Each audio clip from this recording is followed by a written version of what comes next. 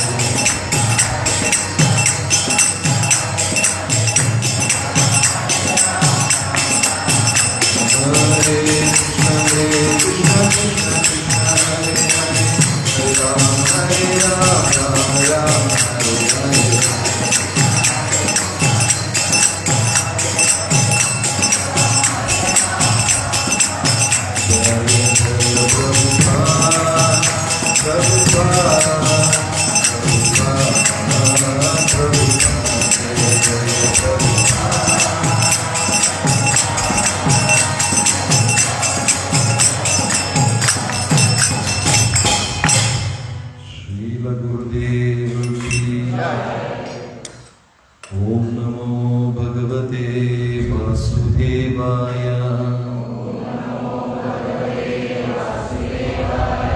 ഓം നമോ ഭഗവതേ വാസുദേവായ.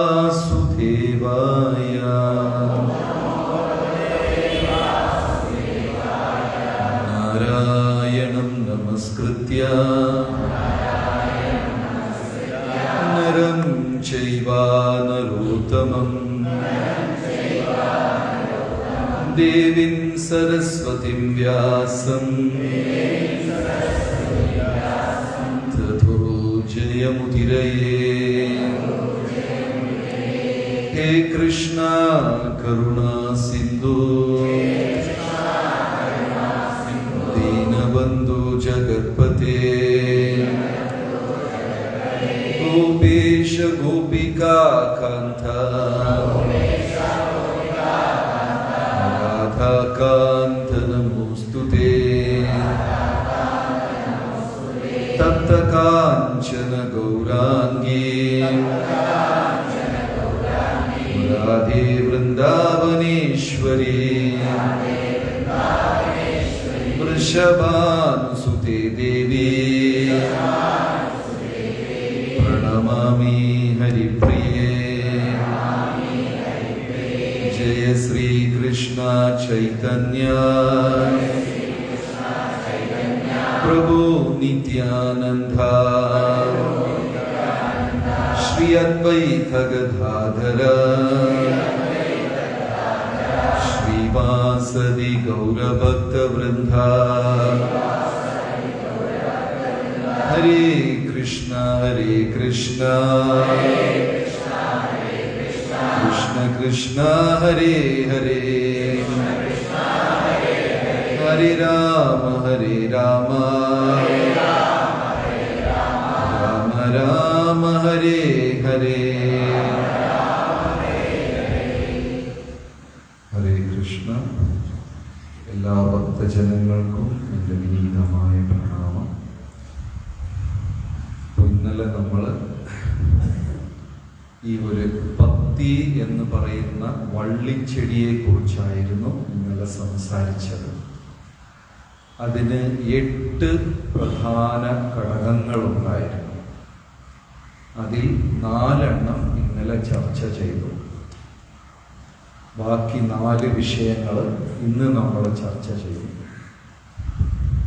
അപ്പോൾ ഈ വള്ളിച്ചെടിയുടെ 8 വിഷയം എന്തൊക്കെയാണ് ഓർമ്മയുണ്ടോ? ആദ്യമേതാ? ബീജം. ബീജം എന്ന് ഉദ്ദേശിക്കുമ്പോൾ ഗുരുവിൻ്റെ കാരുണ്യം. നമ്മൾ ഗുരുവിൻ്റെ കാരുണ്യം എങ്ങനെ കാത്തു സൂക്ഷിക്കാൻ പറ്റും? അദ്ദേഹത്തിൻ്റെ നിർദ്ദേശങ്ങൾ കൃത്യമായി പാലിക്കുന്നതുണ്ട്. രണ്ടാമത്തത് സൂര്യപ്രകാശം. സൂര്യപ്രകാശം എന്ന് പറയുമ്പോൾ ഭഗവാന്റെ കാരുണ്യം. ഭഗവാന്റെ കാരുണ്യം നമ്മൾ എങ്ങനെയാ കാത്തു സൂക്ഷിക്കാം?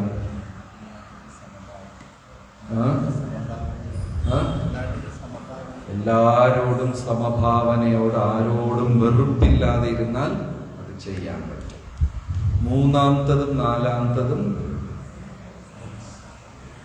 എന്തൊക്കെയാണ്? വേലി, പിന്നെ സപ്പോർട്ട്. ഇത് രണ്ടും ഏതൊക്കെയാണ്?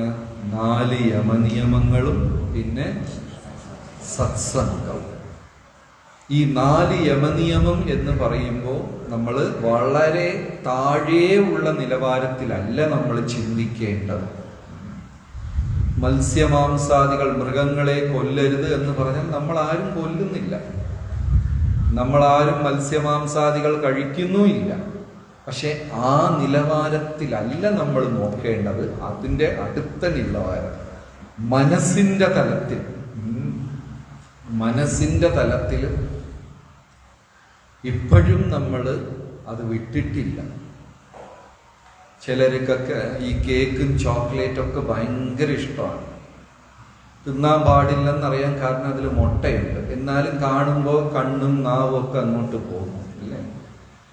ശാരീരികമായി നമ്മൾ വേണ്ട എന്ന് പറഞ്ഞാലും മാനസികമായി ഇപ്പോഴും നമ്മൾ വേണ്ട എന്ന് പറഞ്ഞിട്ടില്ല.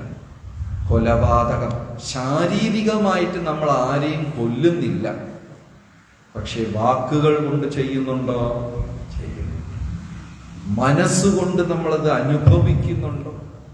വല്ലാത്ത വഴക്കൊക്കെ വരുമ്പോൾ ഈ കുടുംബത്തിനകം തന്നെ ചിലപ്പം ഹസ്ബൻഡ് വിചാരിക്കും ഇവളൊന്ന് ചത്തിരുന്നെങ്കിൽ മതിയായിരിക്കും, വൈഫ് വിചാരിക്കുക ഹസ്ബൻഡ് ഒന്ന് ചത്ത്. അത് വെളിയിൽ പറയില്ലായിരിക്കും, പക്ഷെ ഒരു തവണയെങ്കിലും അവര് ചിന്തിക്കും. ഞാനിപ്പോൾ ആരും കൈ തൂക്കാൻ പറയുന്നില്ല. മനസ്സിന്റെ നിലവാരത്തിൽ നമ്മൾ ഇപ്പോഴും ചെയ്യുന്നുണ്ട്. ഗീതയിൽ ഭഗവാൻ പറയുന്നു, യഥാർത്ഥ ബ്രഹ്മചര്യം അല്ലെങ്കിൽ ഒരു സ്ത്രീയുടെ തപസ്യ, ഒരു ആത്മീക വ്യക്തിയുടെ തപോബലം എന്ന് പറഞ്ഞാല് വാക്കുകൊണ്ടും മനസ്സുകൊണ്ടും തെറ്റായത് പ്രവർത്തിക്കാതിരിക്കുക. ഒരു ബ്രഹ്മചാരിയുടെ തപോഫലം എന്ന് പറഞ്ഞാൽ ആ വ്യക്തിയുടെ നാവിലിരുന്ന് മറ്റ് ജീവജാലങ്ങളുടെ ഹൃദയം വേദനിക്കുന്ന പോലെ ഒരു ശബ്ദവും വരും. ഇത് രണ്ടു പേർക്കാണ് ഗീത പറയുന്നത്. ദ കൺട്രോൾ ഓഫ് സ്പീച്ച്, വാക്കിന്റെ നിയന്ത്രണം രണ്ടു കൂട്ടർക്കാ ഭഗവത്ഗീത എടുത്തു പറയുന്നത്. ഒന്ന് ബ്രഹ്മചാരിക്കും, ഇനിയൊന്ന് സ്ത്രീകൾക്കും. അതിന്റെ അർത്ഥം മറ്റുള്ളവർക്ക് എന്ത് വേണമെങ്കിലും ആവാം എന്നല്ല. സ്ത്രീയുടെ ഗുണങ്ങൾ പറയുന്നുണ്ട് അതില് വാക്ക്. കാരണം ഭഗവത്ഗീത എടുത്തു പറയാൻ ചില കാരണം എന്താന്ന് വെച്ചാല് ഓരോരുത്തർക്കും ഓരോ കാര്യങ്ങളിൽ ഒരു ബലഹീനതയുണ്ടാകും. ഇത് ആര് സമ്മതിച്ചാലും സമ്മതിച്ചില്ലെങ്കിലും മാതാജിമാർക്ക്, ലേഡീസിന് സംസാരിക്കുന്നതിൽ ഒരു ബലഹീനതയുണ്ട്. ഉണ്ടോ ഇല്ലോ? പുരുഷന്മാരാണോ അധികം സംസാരിക്കുന്നത്, സ്ത്രീകളാണോ അധികം സംസാരിക്കുന്നത്? ഞാൻ ഈ ഒരു മണിക്കൂർ പ്രഭാഷണം കഴിഞ്ഞാൽ പിന്നെ കുറച്ച് വെള്ളമൊക്കെ കുടിച്ച് കരിക്കൊക്കെ കുടിച്ച് അങ്ങനെ.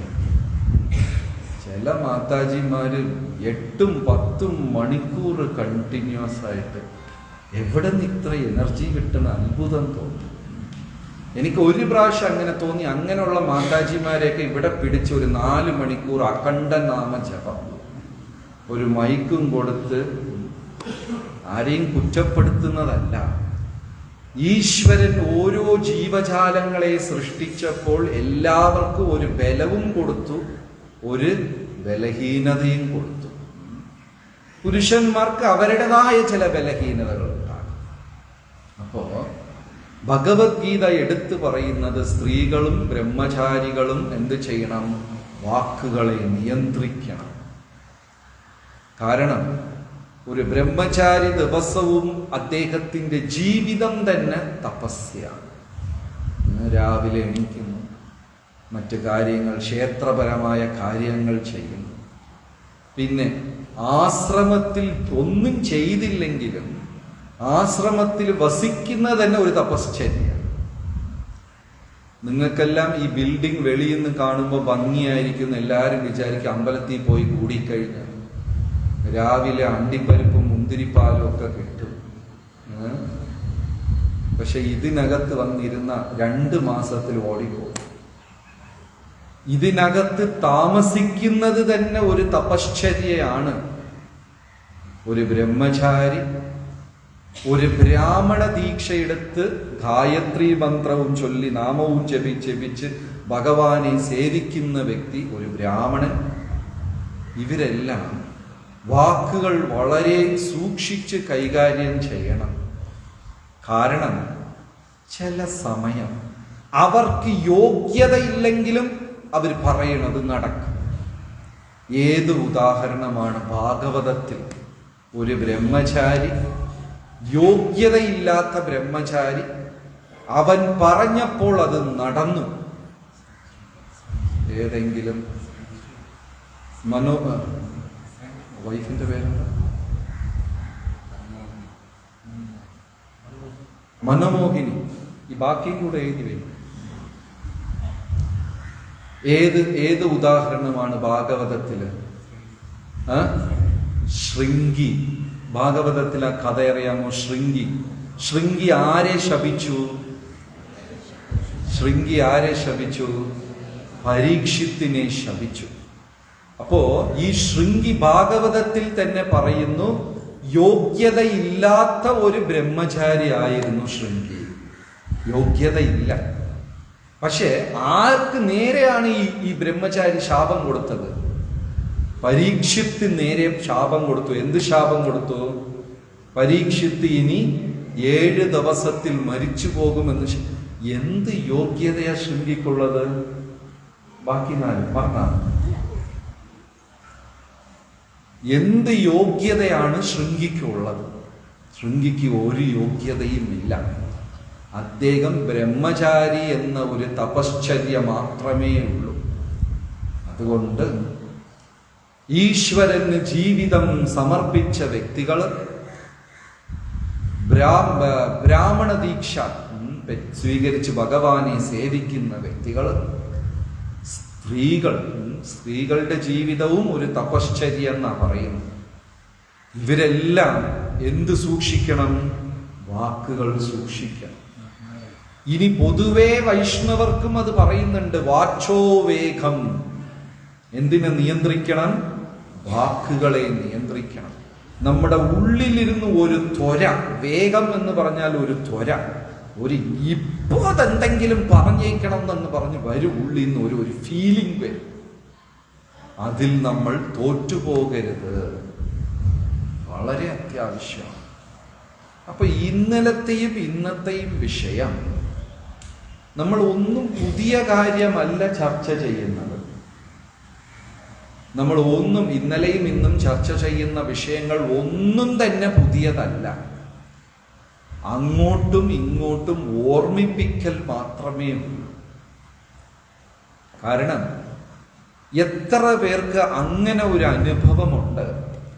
മനസ്സിൽ എന്തോ ഒരു ചോദ്യം.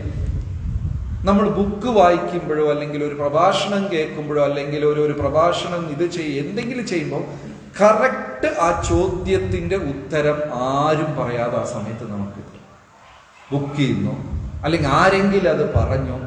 അങ്ങനത്തെ ഒരു എക്സ്പീരിയൻസ് എത്ര പേർക്കുണ്ട്? എല്ലാവർക്കും. Okay, thank you. എല്ലാവർക്കും വായിക്കാൻ പറ്റും?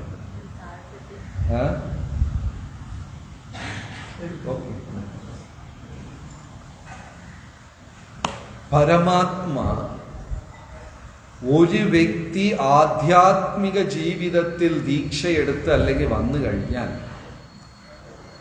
ഗുരു ബാഹ്യമായിട്ടും പരമാത്മാ ആന്തരികമായിട്ടും ആ ശിഷ്യനെ എങ്ങനെയെങ്കിലും ആത്മീകത്തിൽ പുരോഗമിപ്പിച്ച് ആ പാതയിൽ മുന്നോട്ട് കൊണ്ടുവരണം എന്ന് ചിന്തിച്ചുകൊണ്ടേയിരിക്കുകയാണ്.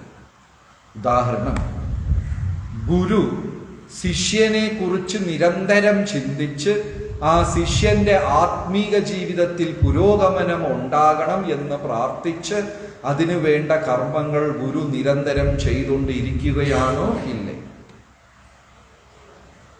ഇതിൽ എനിക്ക് തോന്നുന്നു കുറെ പേര് ദീക്ഷ എടുത്തവരാണ്. എത്ര പേരുണ്ട് ദീക്ഷ എടുത്ത ആൾക്കാർ? കുറച്ച് പേര്. നിങ്ങളെക്കുറിച്ച് നിങ്ങളുടെ ഗുരു ബോധത്തോട് ചിന്തിക്കുകയും നിങ്ങൾ ഉയർത്തിക്കൊണ്ടുവരണം എന്ന് പ്രാർത്ഥിക്കുകയും ചെയ്യുന്നുണ്ടോ ഇല്ല? ചെയ്യുന്നുണ്ടോ ഇല്ല? അതിൽ ആർക്കും സംശയമില്ലല്ലോ, ഉറപ്പാണല്ലോ. അതേപോലെ ഒരു ജീവാത്മ ആത്മീക ഏത് സമയത്താണ് ആ വരി സാക്ഷാത്കാരമായി മാറുന്നത് എന്ന് നമുക്ക് പറയാൻ പറ്റില്ല. ആ കള്ളൻ ആ സമയത്ത് ആ വേർഡ് കേട്ടപ്പോ അത് റിയലൈസേഷൻ ആയിട്ട് മാറി. വളരെ പരസ്പരം ഓർമ്മിപ്പിക്കൽ. അപ്പൊ സത്സംഗം എന്ന് പറഞ്ഞാൽ യഥാർത്ഥത്തിൽ എന്താണ്? ഒരു ഭക്തൻ ഇനിയൊരു ഭക്തന് കൃഷ്ണനെ ഓർമ്മിപ്പിക്കുക, ഇതാണ് സത്സംഗം. 2 മാതാജിമാര് ഒരുമിച്ച് പോയി ഷോപ്പിങ്ങിന് പോയിട്ട് തിരിച്ച് 3 മണിക്കൂർ ഞങ്ങൾ സത്സംഗത്തിലായിരുന്നു എന്ന് പറയാൻ പറ്റും? പരസ്പരം 2 പേരും എന്ത് ചെയ്യുന്നു? അങ്ങോട്ടും ഇങ്ങോട്ടും ഭഗവാനെ ഓർമ്മിപ്പിക്കുന്നു. അങ്ങനെ അയാൾ ഇന്നൊരു വ്യക്തിയെ, ആ ശ്ലോകം എന്താ പറയുന്നത്? കഥയന്തശ്ച മാംനി അല്ല, പരസ്പരം ബോധയന്തഹ, അതിന്റെ ഫസ്റ്റ് ലൈൻ എന്താണ്? മച്ചിത്ത മദ്ഗത പ്രാണ ബോധയന്തഹ പരസ്പരം കഥയന്തശ്ച മാം നിത്യം തുഷ്യന്തി ച രമന്തി ച. എന്താ ഭക്തൻ? ഇതാണ് യഥാർത്ഥത്തിൽ സത്സംഗം. ഭക്തന്മാരെന്താ ചെയ്യേണ്ടത്? മച്ചിത്ത, മനസ്സുകൊണ്ട്, ബോധത്തിൽ ഭഗവാനെ വിചാരിച്ചുകൊണ്ട്, മദ്ഗത പ്രാണ, ഗതി എന്റെ ലക്ഷ്യം, എന്റെ പ്രാണൻ, എന്റെ ലക്ഷ്യം, എന്റെ ഗതി ഭഗവാനാണ് എന്ന് ഉറപ്പിച്ചുകൊണ്ട്, ബോധയന്തഹ പരസ്പരം, പരസ്പരം അങ്ങോട്ടും ഇങ്ങോട്ടും, കഥയന്തഹ ഭഗവാന്റെ കഥ ചർച്ച ചെയ്ത് ഒരാളെ ഇനി ഒരാൾ ഓർമ്മിപ്പിക്കലാണ് യഥാർത്ഥ സത്സംഗം. ഇപ്പൊ ഇത് നമ്മളെടുത്ത് തന്നെ ഒരു ക്വസ്റ്റ്യൻ ചോദിക്കുന്നു. നമ്മൾ ഡിവോട്ടീസുമായിട്ട് കൂടുമ്പോൾ എല്ലാ സമയത്തും ഇത് ചെയ്യാറുണ്ടോ? പരസ്പരം ഭഗവാനെ കുറിച്ച് ചർച്ച ചെയ്ത് ഓർമ്മിപ്പിക്കലുണ്ടോ? ഉണ്ടാവില്ല. ചിലപ്പോൾ ഡിവോട്ടീസ് 4-5 മണിക്കൂർ ഒരുമിച്ചായിരിക്കും. കൃഷ്ണ എന്ന് ചിലപ്പോൾ പറഞ്ഞ് മറന്നുപോയിട്ടുണ്ടാകും.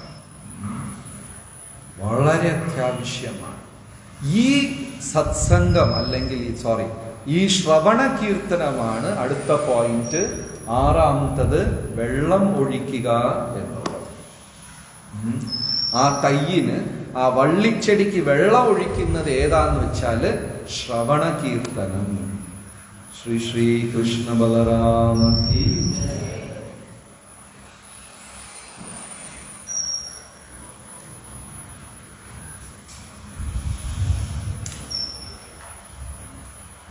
വെള്ളം ഒഴിക്കേണ്ടത് വളരെ അത്യാവശ്യമാണ്.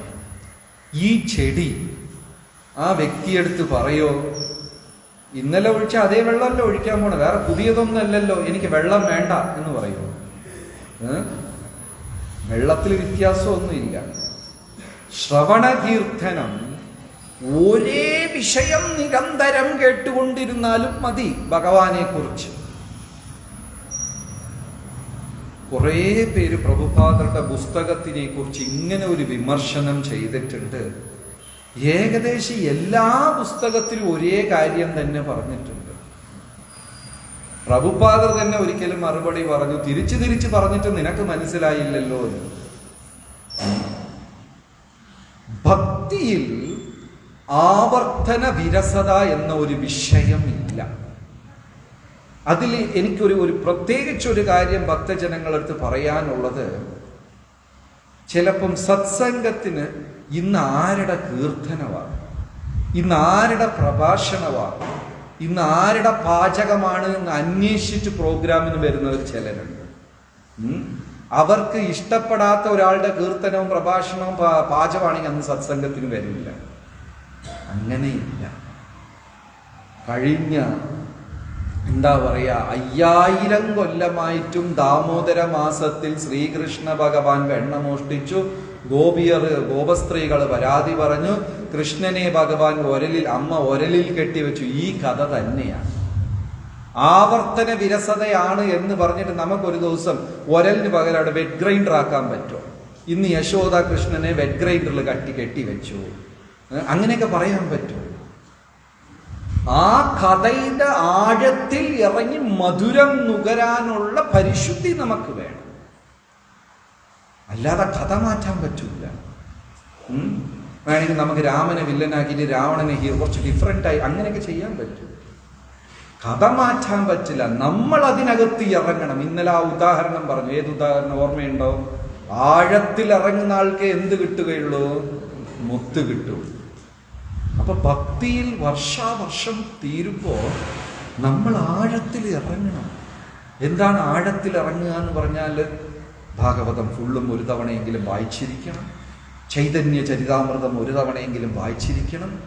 വായിച്ചതിന് ശേഷം വീണ്ടും ഭാഗവതം നമ്മൾ ആവർത്തിച്ച് വായിക്കണം, അധ്യായം വെച്ച് വായിക്കണം. ഇങ്ങനെ പോകുമ്പോൾ ഈ താമരപ്പൂവിൻ്റെ എതളുകൾ തുറക്കുന്നത് പോലെ നമ്മൾ വീണ്ടും വീണ്ടും അകത്ത് യാത്ര ചെയ്തുകൊണ്ടേയിരിക്കും.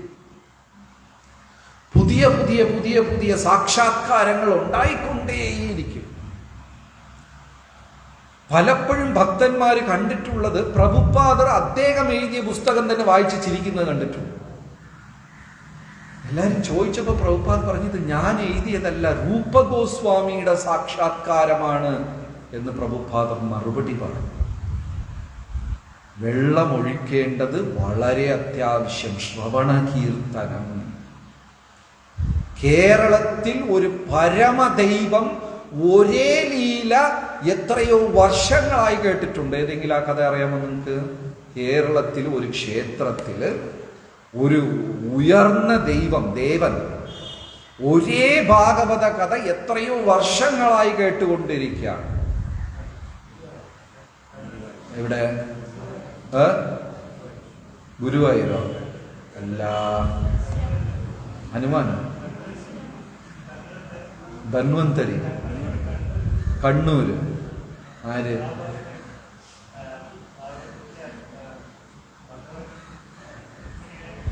രുക്മിണീഹരണം. ഏതമ്പലമാണ്?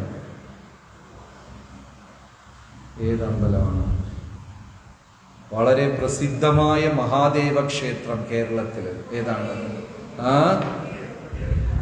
കൊട്ടിയൂരമ്പലം. കൊട്ടിയൂരമ്പലത്തില് മഹാദേവന് രുക്മിണീഹരണം അധ്യായം ഇഷ്ടമാണ്. ഇന്നും വായിച്ചുകൊണ്ടിരിക്കുക. ആ ഒരു അധ്യായമേ അവിടെ വായിക്കും. തിരിച്ചും എത്ര ദിവസമായി വായിക്കുന്നത്. ഇതെങ്ങനെ സംഭവിച്ചു വെച്ചാൽ തിരുമേനി വരുന്നു. ചിലർ അദ്ദേഹം അത് പൂന്താനമാണെന്ന് പറയുന്നുണ്ട്, അറിയില്ല. തിരുമേനി വന്ന് ഭാഗവതം വായിച്ച് മയിൽപീലി വെച്ച് ബുക്ക് അടച്ചിട്ട് പോയി. അടുത്ത ദിവസം ബുക്ക് തുറന്നു നോക്കുമ്പോൾ വീണ്ടും മയിൽപീലി അധ്യായത്തിന്റെ ഫ്രണ്ടിലിരിക്കുന്നു. രണ്ടാമതും വായിച്ച് അടച്ചു വെച്ചിട്ട് പോയി. മൂന്നിന്റെ ഒന്ന് നോക്കിയാൽ വീണ്ടും മയിൽപീലി. ഇതാരാ ഇത് മാറ്റി വെക്കണം? ഇദ്ദേഹത്തിന് സംശയം. അപ്പൊ ഇദ്ദേഹം വിചാരിച്ചോ ആർക്കോ ഇത് കേൾക്കാൻ ഭയങ്കര ഇൻട്രസ്റ്റ് ആണെന്ന് ഇദ്ദേഹവും മടിക്കാതെ വായിച്ചു. ഒരു ദിവസം വായിച്ചിട്ട് തോർത്തും സഞ്ചിയും എല്ലാം മറന്നു വെച്ച് അദ്ദേഹം പോയി. അമ്പലം അടച്ചു കഴിഞ്ഞു. പെട്ടെന്ന് കുറച്ചു ദൂരം പോയ ആൾക്ക് ഓർമ്മ വന്നു, എന്റെ സാധനമൊക്കെ മറന്നു വെച്ചല്ലോ. തിരിച്ചാ തിരുമേനി വരുമ്പോ അമ്പല മതിലിന്റെ അടുത്ത് എത്തുമ്പോ അകത്തിരുന്ന് അട്ടഹാസവും ചിരിയും ബഹളം. അതേ പേടിച്ചു പോയി. പതുക്കെ വന്ന് എത്തി നോക്കുമ്പോ ആ പീഠത്തിൽ ശിവനിരുന്ന് ഭാഗവത മഹാദേവൻ വായിക്കുന്നു. ഫ്രണ്ടിൽ പാർവതി, ഗണപതി, സുബ്രഹ്മണ്യൻ, ഭൂതപ്രേത പിശാചുക്കൾ എല്ലാം ഇരുന്ന് ചിരിച്ചോണ്ട്. മഹാദേവനും രുക്മിണീഹരണം വായിക്കുക. പാർവതി എടുത്ത് ചോദിച്ചു, വായിച്ചിട്ട് എങ്ങനെ ഉണ്ടായിരുന്നു? നന്നായിരുന്നു, അതിഗംഭീരം. പക്ഷെ ആ തിരുമേനി വായിക്കുന്ന അത്രയ്ക്ക് ആയില്ലെന്നോ. അപ്പോഴാ തിരുമേനിക്ക് മനസ്സിലായി മയിൽപീലി ദിവസം മാറ്റിവെക്കുന്നത് ആരാ? ഇവരെല്ലാം കൂടെ ചേർന്നാ മാറ്റിവെച്ചത്. ഇന്നും ആ ക്ഷേത്രത്തിൽ ഉച്ചയ്ക്ക് ഉഷപൂജയ്ക്ക് ഈ ഒരു അധ്യായം ഇരുന്ന് വായിക്കും. ഇതിൽ എന്ത് ആവർത്തന വിരസതയാണുള്ളത്? ഇപ്പൊ മഹാദേവന് വേണ്ടി ദിവസം കഥ മാറ്റി മാറ്റി പറയാൻ പറ്റും. ഭക്തജനങ്ങൾ ഇത് അന്വേഷിക്കുന്നത് ഒരു തെറ്റാണ്. ഏതാണ്? പുതിയ പുതിയ കാര്യങ്ങൾ, പുതിയതായിരിക്കണം, അങ്ങനെ വേണം, ഇങ്ങനെ വേണം. ഭക്തിയിൽ പുതുമയില്ല. പുതിയത് എന്താണ്? നമ്മൾ ആഴത്തിൽ ഇറങ്ങണം, അപ്പൊ പുതിയത് കിട്ടും. അകത്ത് ഇറങ്ങുക, പുതിയത് കിട്ടും. അല്ലാതെ വിഷയം മാറ്റിയിട്ട് കാര്യമില്ല. എൻ്റെ അടുത്ത് ഒരാൾ സീരിയസ്ലി പറഞ്ഞതാണ്, ഈ ഹരേക്ക് കുറെ ബോറടിക്കും, വേറെ മന്ത്രം ഞാൻ കുറച്ച് ദിവസം ജപിക്കട്ടെ. കാര്യമായിട്ട് കൃഷ്ണന്റെ തന്നെ വേറെ അതേതെങ്കിലും കുറച്ച് ദിവസം കൊള്ളാം, നന്നായിരിക്കും. ആവർത്തന വിരസത ഇതിലില്ല. ശ്രവണ കീർത്തനത്തിൽ ആവർത്തന വിരസതയില്ല. നിരന്തരം അത് നാം കേൾക്കാൻ തയ്യാറാകണം.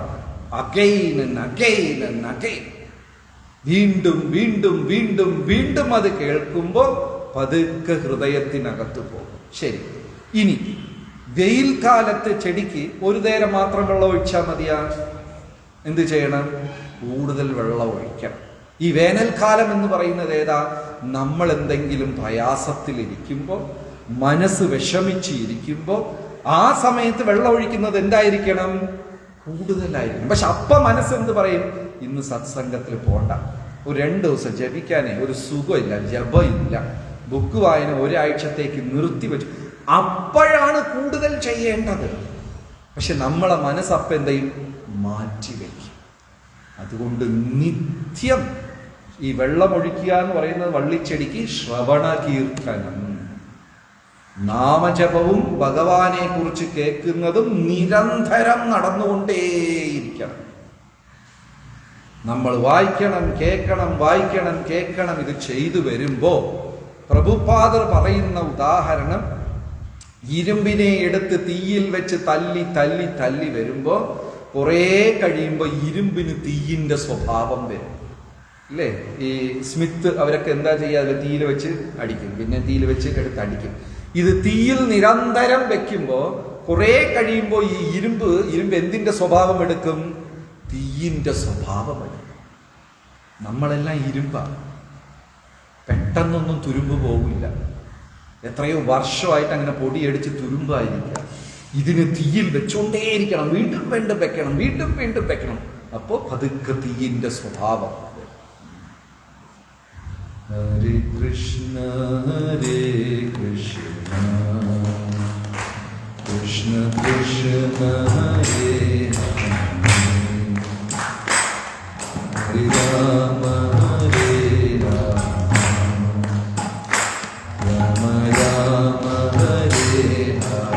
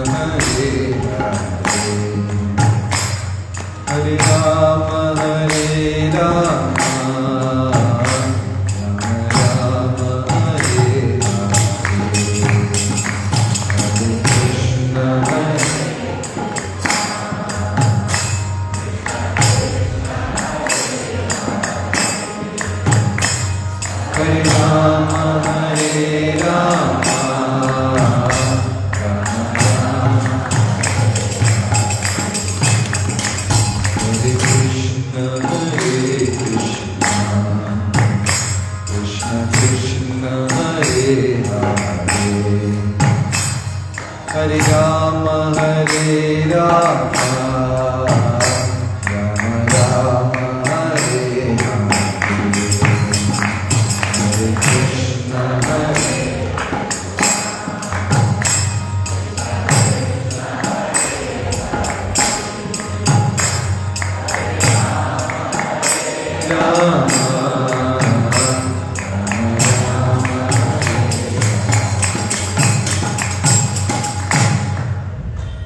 ശ്രീമദ് ഭാഗവതത്തില് ലക്ഷ്മി ദേവി തുളസിയെടുത്ത് പ്രാർത്ഥിക്കുന്ന ചില ഭാഗമാണ്.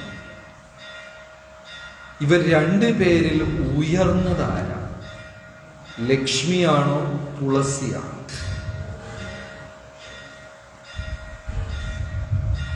ആരാണ്? ലക്ഷ്മിയാണോ തുളസിയാണോ? ആരാണ് ഈ എന്താ പറയാ, തുളസിയാണോ പറയുന്നത്?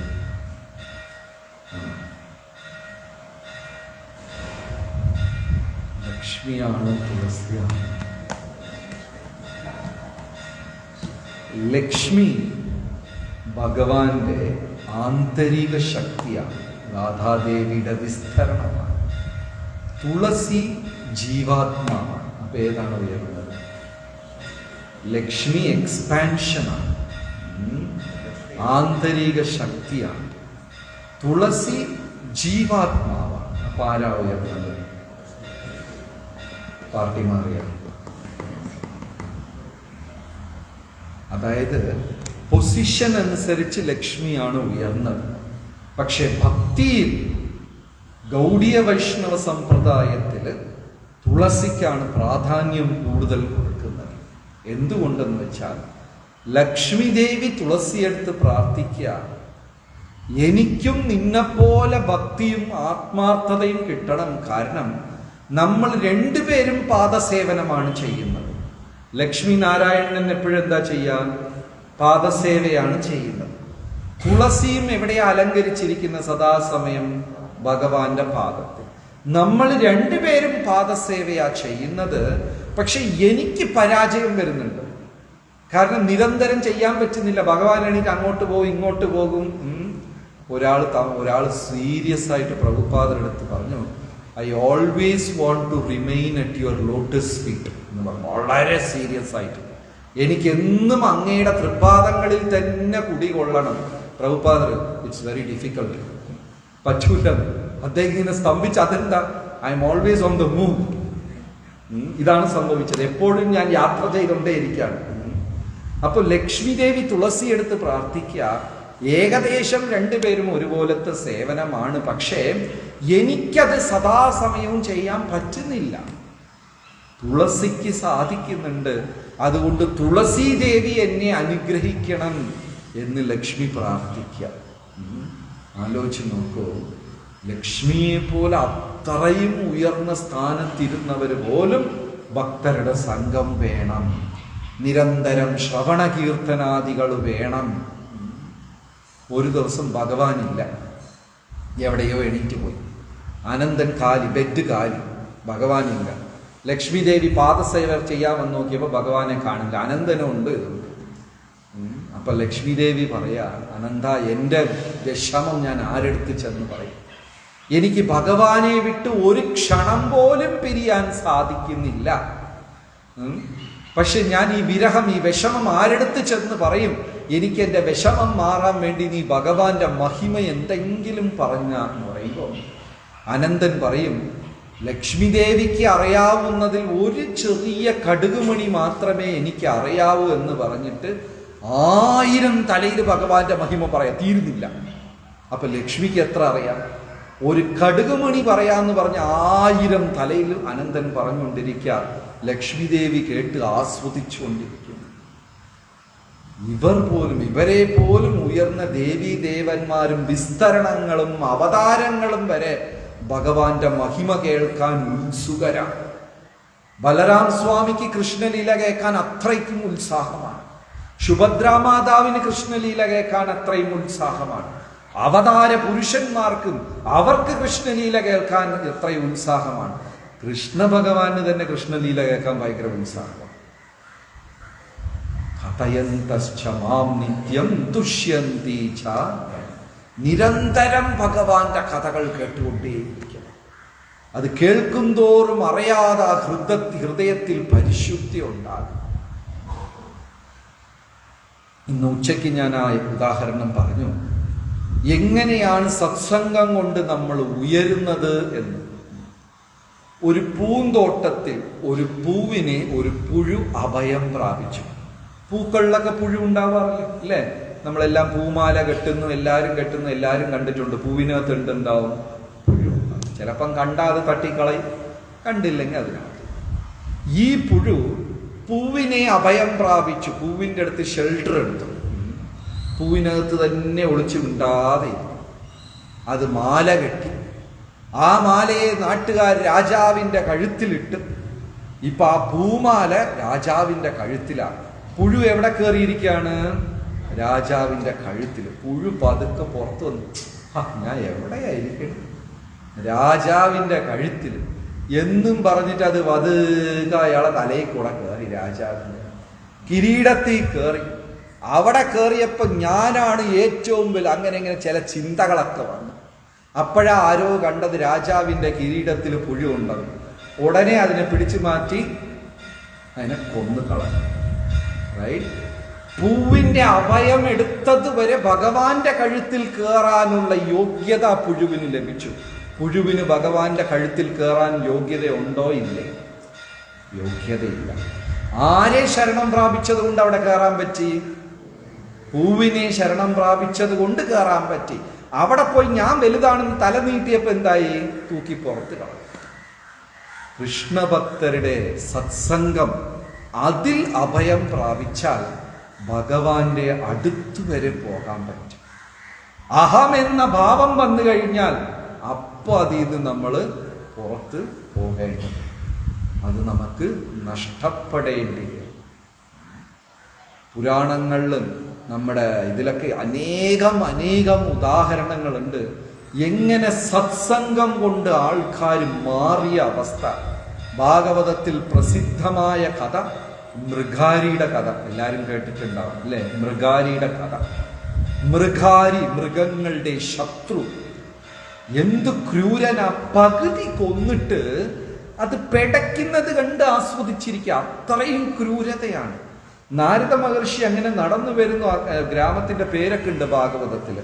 നാരദ മഹർഷി നടന്നു വരുന്ന സമയത്ത് അവിടെ ഒരു മുയല് കിടന്ന് പെടയ്ക്കുന്നു, മാന് കിടന്ന് പെടയ്ക്കുന്നു, ജന്തു ജീവജാലങ്ങളെല്ലാം പകുതി കൊന്നിട്ട് അവർ പെടയ്ക്കുന്നത് കണ്ട് ചിരിക്കുക. നാരദ മഹർഷി ചോദിച്ചു, നീ കൊല്ലണമെങ്കിൽ അങ്ങ് മുഴുവനും കൊല്ല്. അത് നമ്മൾ ഈ കൊല്ലം കഴിഞ്ഞിട്ട് ആലപ്പുഴ പോകുമ്പോ ഹൈവേയില് മീൻ വിൽക്കുന്നവരെ കാണാം. ഈ കയറിൽ കെട്ടി ഇങ്ങനെ റോഡിൽ ഹൈവേയിൽ കണ്ടിട്ടുണ്ടോ നിങ്ങൾ? അതായത് അവരെ സ്ഥലം മരുത്തുവാമലയാ? നിങ്ങളുടെ നാട് തോട്ടപ്പള്ളിയാ? മല്ലപ്പള്ളിയാ? അവിടെ ഹൈവേയിലൊക്കെ കണ്ടിട്ടുണ്ടോ? ആലപ്പുഴ പോകുന്ന ആരും കണ്ടിട്ടില്ല? ഈ മീനിനെ ഒരു വയറിൽ കെട്ടി ഇങ്ങനെ കയ്യിൽ പിടിച്ചിരിക്കും. അത് ജീവനോടെ അത് പെടയും, കുറച്ച് പെടയിൽ അത് ചാവുന്നാവുമ്പോ ബക്കറ്റ് ഇട്ടേക്ക്, അടുത്ത കാറിൽ വരുമ്പോ തൂക്കി. അത് കൊല്ലണമെങ്കിൽ കൊല്ലും. അതിനിങ്ങനെ തൂക്കി പിടിക്കുക. അപ്പൊ അത് ഇങ്ങനെ ഇതാക്കുമ്പോ ഈ കാറിൽ പോകുന്നവരുടെ ശ്രദ്ധ കിട്ടും. ഉടനെ അവര് പെടയ്ക്കുന്ന മീനെന്ന് പറഞ്ഞ് അതിനെ വാങ്ങിച്ചോളൂ. ക്രൂരതയല്ലേ ഇല്ലേ? ആ ജീവനെ കൊന്ന് അതെങ്ങനെ ഇങ്ങനെ പിടിച്ചുകൊണ്ടിരിക്കും. സെയിം തിങ് ആണ് മൃഗാരി ചെയ്തത്. അന്ന് ഒരു മൃഗാരി ഉണ്ടായിരുന്നു, ഇന്ന് ആ കൊല്ലം തൊട്ട് ആലപ്പുഴ വരെ മൊത്തം മൃഗാരിയാണ്. എല്ലാം മീനിനെ പിടിച്ചിട്ട് ഇങ്ങനെ ആടിക്കൊണ്ടേയിരിക്കും. എത്ര കാഴ്ച കാണും അല്ലേ? മൃഗങ്ങളെ പകുതി കൊന്ന് അത് പെടയ്ക്കുന്നത് കണ്ടിട്ട് അവൻ ചിരിക്കുക. നാരദ മഹർഷി, നീ എന്നാ കൊല്ലണമെങ്കിൽ അങ്ങ് മുഴുവനും കൊല്ലാൻ പറഞ്ഞു. മൃഗാരി പറഞ്ഞു, ഞാൻ മൃഗാരി മൃഗങ്ങളുടെ ശത്രുവാണ്, അവർ പെടയ്ക്കുന്നത് കാണുമ്പോൾ എനിക്ക് സുഖമാണ്. പിന്നെ നാരദ മഹർഷി മൃഗാരിയുടെ അടുത്തിരുന്ന് സംസാരിച്ചു. നാരദ മഹർഷി പറഞ്ഞതെല്ലാം മൃഗാരി സമ്മതിച്ചു. ഒരു ചോദ്യം ചോദിച്ചു, ശരി, ഞാൻ എൻ്റെ വേട്ടയും ഇതെല്ലാം നിർത്തി ഞാനൊരു സാധുവായി കഴിഞ്ഞാൽ എനിക്ക് ഭക്ഷണം ആര് തരുമെന്ന് പറഞ്ഞു. നാരദ മഹർഷി പറഞ്ഞു, നീ എൻ്റെ വാക്ക് വിശ്വസിക്കുകയാണെങ്കിൽ നിനക്ക് സമയാസമയത്തിന് ഭക്ഷണം കിട്ടുമെന്ന് വാക്ക് കൊടുത്തു നാരദ മഹർഷി. ഇദ്ദേഹം അടുത്ത ദിവസം അമ്പും വില്ലും മറ്റേ ആയുധം ശൂല എല്ലാം കളഞ്ഞിട്ട് ഒരു മുനിയെ പോലെ ഇരുന്ന് തപസ്യ ചെയ്ത് നാമജപവും തുടങ്ങി. നാട്ടുകാര് മൃഗാരി ഒരു മഹാഭക്തനായെന്ന് പറഞ്ഞ് വീട്ടിൽ നിന്ന് പഴങ്ങളും പച്ചക്കറികളും ഒരു 100 പേർക്ക് കഴിക്കാനുള്ളത് ആ ദിവസം മൃഗാരിക്ക് കൊണ്ടുവന്ന് കൊടുക്കുന്നത് നാട്ടുകാർ.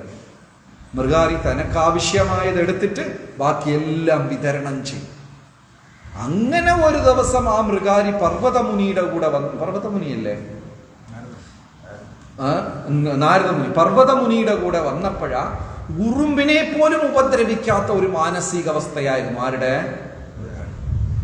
പർവ്വതമുനി അത്ഭുതപ്പെട്ടു. നാരദ മഹർഷി എങ്ങനെ സാധിച്ചു? മൃഗങ്ങളുടെ ശത്രു ഇവിടെ ഇരുന്ന് ഇതുവരെ എങ്ങനെ മാറി? അപ്പോഴാ മനസ്സിലായത് ഭക്തജനങ്ങളുടെ സത്സംഗം.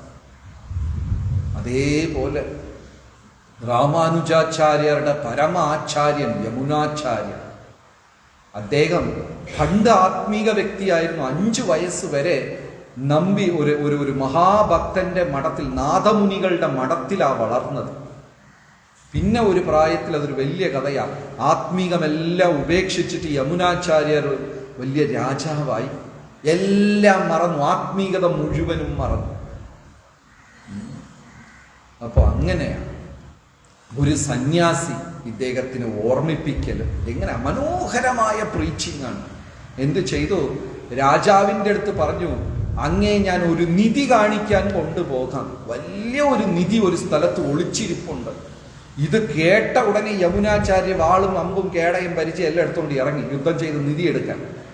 അപ്പോൾ ആ സന്യാസി പറഞ്ഞു, ഇതിൻ്റെ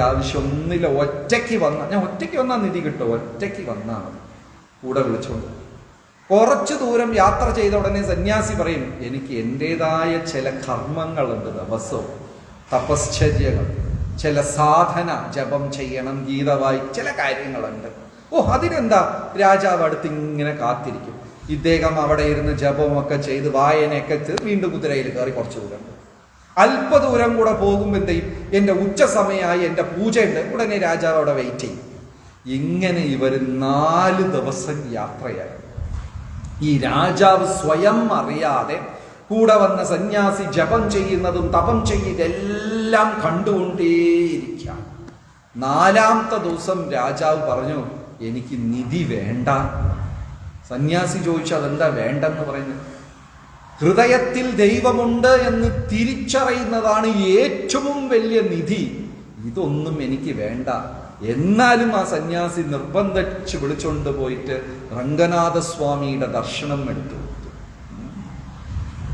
എവിടെയോ വെച്ച് നമുക്ക് ആ ഒരു റിയലൈസേഷൻ വരും. എന്താണ്? സ്പിരിച്വൽ ലൈഫാണ് നമുക്ക് ഏറ്റവും വലിയ സമ്പത്ത്. ഇപ്പൊ നമുക്കത് ജ്ഞാനപരമായിട്ട് എല്ലാവർക്കും അറിയാം. ആ ഒരു സാക്ഷാത്കാരം വരും. ഇതാണ് എനിക്ക് ഏറ്റവും വലുത്. കാരണം ബാക്കിയുള്ളതെല്ലാം താനേ നടക്കും. താനേ കൃഷ്ണ ഭഗവാൻ എല്ലാം അങ്ങ് താനേ തരും. ഇതിലൊന്നും നമ്മൾ സംശയിക്കേണ്ട കാര്യമേ ഇല്ല. ഞാൻ പറയുന്നതൊക്കെ ഈ ക്ഷേത്രവും ഇതിൻ്റെ പ്രവർത്തനങ്ങളും തന്നെയാണ് ഉദാഹരണം. വെറുതെ എങ്ങനെ ആഗ്രഹിക്കുക, രാവിലെ വന്ന് ഒരു അപ്ലിക്കേഷൻ കൊടുക്കുക, എനിക്ക് മന്ത്രി പദവി വേണം, എനിക്ക് ഇത്ര പണം വേണം, എനിക്ക് ഇത് വേണം, അത് വേണം, അത് വേണം. 10 എണ്ണം കൊടുക്കുമ്പോൾ വൈകുന്നേരം ഒരു 4 എണ്ണം സാങ്ഷനാണ്. മനസ്സിലായി? ഇത് എന്നും നടക്കുന്നതാണ്. ബാക്കിയെല്ലാം കാരണം നാരായണനോടൊപ്പമാണ് ലക്ഷ്മി ദേവിയും ഭൂമിദേവിയും. എവിടെയെല്ലാം ഭക്തജനങ്ങൾ നാരായണനെ സ്തുതിക്കുന്നു, അവിടെ സന്തോഷത്തോടുകൂടെ ലക്ഷ്മി ദേവിയും ഭൂമിദേവിയും ഉണ്ടാകും. എല്ലാം വളരെ മനോഹരമായിട്ട് അവിടെ കിട്ടുകയും ചെയ്യും. സോ ആ വള്ളിച്ചെടിക്ക് വെള്ളമൊഴിക്കുന്നത് എന്താണ്? ശ്രവണകീർത്തനം, നിരന്തരം. അതിൽ യാതൊരു മടുപ്പും തോന്നാതെ വീണ്ടും വീണ്ടും ഭഗവാനെ കുറിച്ച് കേൾക്കുകയും ചർച്ച ചെയ്യുകയും അത് ചെയ്യുക. ഭക്തന്മാർ തമ്മിൽ ചെറിയ ചെറിയ ഗ്രൂപ്പുകൾ ഉണ്ടാകും. 5 പേര് 10 പേര് ഒരു കൂട്ടായ്മ. അവരിത് ചെയ്യണം. ദിവസവും ഒരു സമയം കണ്ടെത്തി. ഞാനൊരു ബാംഗ്ലൂരിൽ ഒരു കോൺഗ്രിഗേഷൻ ഒരു പ്രോഗ്രാമിന് പോയിരുന്നു. എനിക്ക് അവിടെ ഒരു പരിപാടി ഇഷ്ടപ്പെട്ടു. എന്താന്ന് വെച്ചാൽ അവിടെ ഈ ജോലിക്ക് പോകാത്ത ലേഡീസൊക്കെ ഉണ്ട്. ഹസ്ബൻഡുമാർ ജോലിക്ക് പോകും, കുട്ടികൾ സ്കൂളിൽ പോകും. അവരെല്ലാം 2 മണിക്ക് ഒരു സ്റ്റഡി ഗ്രൂപ്പുണ്ട്. ഒന്നുമില്ല, എല്ലാവരും 10 പെണ്ണുങ്ങളെല്ലാവരും കൂടെ സൂമിൽ ഒരുമിച്ച് വന്നിട്ട് ഒരാൾ ഒരു പാരഗ്രാഫ് വായിക്കും, അടുത്ത ആൾ ഒരു പാരഗ്രാഫ് വായിക്കും. എല്ലാം കൂടെ 2 മണിക്കൂർ ഇരുന്ന് വായിച്ചിട്ട് പരസ്പരം 1-2 പോയിന്റ് അങ്ങ് ചർച്ച ചെയ്യും. 3-3:30 ആകുമ്പോൾ പിള്ളേർ വരും, ഓഫ് ചെയ്തിട്ട് അങ്ങ് പോകും.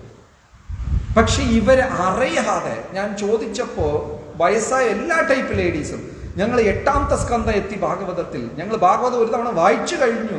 ഞാൻ ചോദിച്ചു, എത്ര? 2 കൊല്ലത്തിൽ തീർന്നു, ഞങ്ങൾ വായിച്ചു കഴിഞ്ഞു ഭാഗവതം, അവിടെ എത്തി, ഇവിടെ എത്തി. ഞാനൊരു പോയിന്റ് പറയുന്ന മുമ്പേ പേരുകളും കാര്യങ്ങളും തിരിച്ചു അവരറിയാതെല്ലാം പഠിച്ചു. ഈ ഡിവോട്ടിമാർ വഴക്കുണ്ടാക്കണം നല്ല രസമാണ് കാണാൻ. ഈ കോടതിയിൽ വഴക്കുണ്ടാകുമ്പോൾ എങ്ങനെ ലോ പോയിന്റ് പറയുമോ, അതുപോലെ ഡിവോട്ടീസ് വഴക്കുണ്ടാക്കുമ്പോഴും പ്രഭുപാദർ അങ്ങനെ പറഞ്ഞു, ഭാഗവതത്തിൽ ഇങ്ങനെ പറഞ്ഞാണ് വഴക്കുണ്ടാക്കുന്നത്. നമുക്ക് മധ്യസ്ഥം ചെയ്യാനും പറ്റില്ല. കാരണം 2 കൂട്ടരും പ്രഭുപാദരുടെ ബുക്കും പിടിച്ചുകൊണ്ട്. ശ്രവണ കീർത്തനം ആ ചെടിക്ക് വളരെ ഇമ്പോർട്ടൻ്റ് ആയിട്ടുള്ള ഒരു കാര്യം.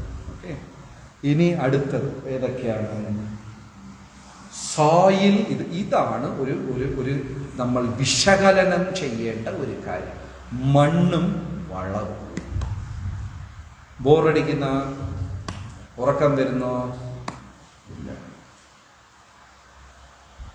ഗോവിന്ദ ജയ ജയ ഗോപാല ജയ ജയ രാധാരമണ ഗോവിന്ദ ജയ ജയ ഗോവിന്ദ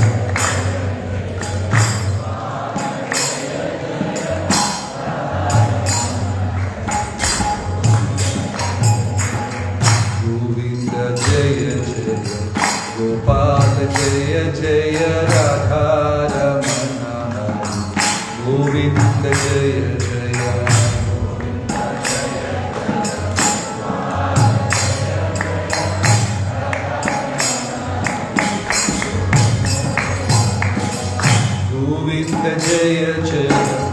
गोपाल जय जय राधारमण हरि गोविंद जय जय गोविंद जय जय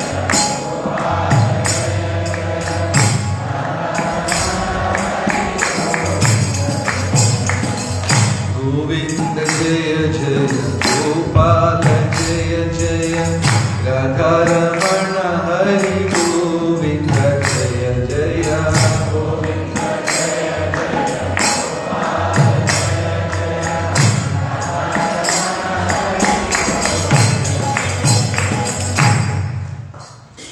ഫൗണ്ടേഷൻ, മണ്ണും വളവും. കൃഷിഭൂമിയിൽ നിങ്ങൾ ചുവന്ന മണ്ണ്, റെഡ് സോയിൽ കണ്ടിട്ടുണ്ടാകും അല്ലേ? ബ്ലാക്ക് സോയിൽ കണ്ടിട്ടുണ്ടോ? ബ്ലാക്ക് സോയിലാണ് കോട്ടൺ, ഷുഗർ കെയിൻ ഒക്കെ ഈസി ആയിട്ട് വരുന്നത്. Black soil. റെഡ് സോയിലിൽ വേറെ ചില കൃഷികൾ ഉണ്ടാകും, വയലിൽ വേറെ ചില കൃഷികൾ ഉണ്ടാകും. അപ്പൊ ഈ വിത്ത് പാകം ചെയ്യുമ്പോൾ മണ്ണിനെയും മണ്ണിന്റെ വളവും മനസ്സിലാക്കാതെ വിത്തിട്ടാൽ മുളയ്ക്കോ മുളയ്ക്കില്ല? മുളയ്ക്കോ മുളയ്ക്കില്ലേ? കറക്റ്റ് അത് മനസ്സിലാക്കി ഇടുമ്പോഴാണ് അതിൻ്റെ, ഇല്ലേ? ബ്ലാക്ക് സോയിലിൽ വളരുന്നതിനെ കൊണ്ടുപോയി റെഡ് സോയിലിൽ ഇട്ടാൽ ചിലപ്പോൾ അങ്ങനെ വരണമെന്നില്ല. കൃഷിക്കാരുടെ കൂടെ ഉണ്ടെന്ന് ഇല്ലേ പ്രഭു? മണ്ണൊക്കെ അറിയണ്ടേ?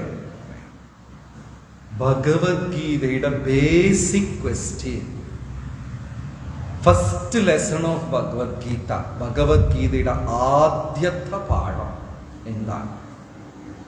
ഭഗവത്ഗീതയുടെ ആദ്യത്തെ വിഷയം എന്താണ്? ആദ്യത്തെ ചോദ്യം എന്താണ്?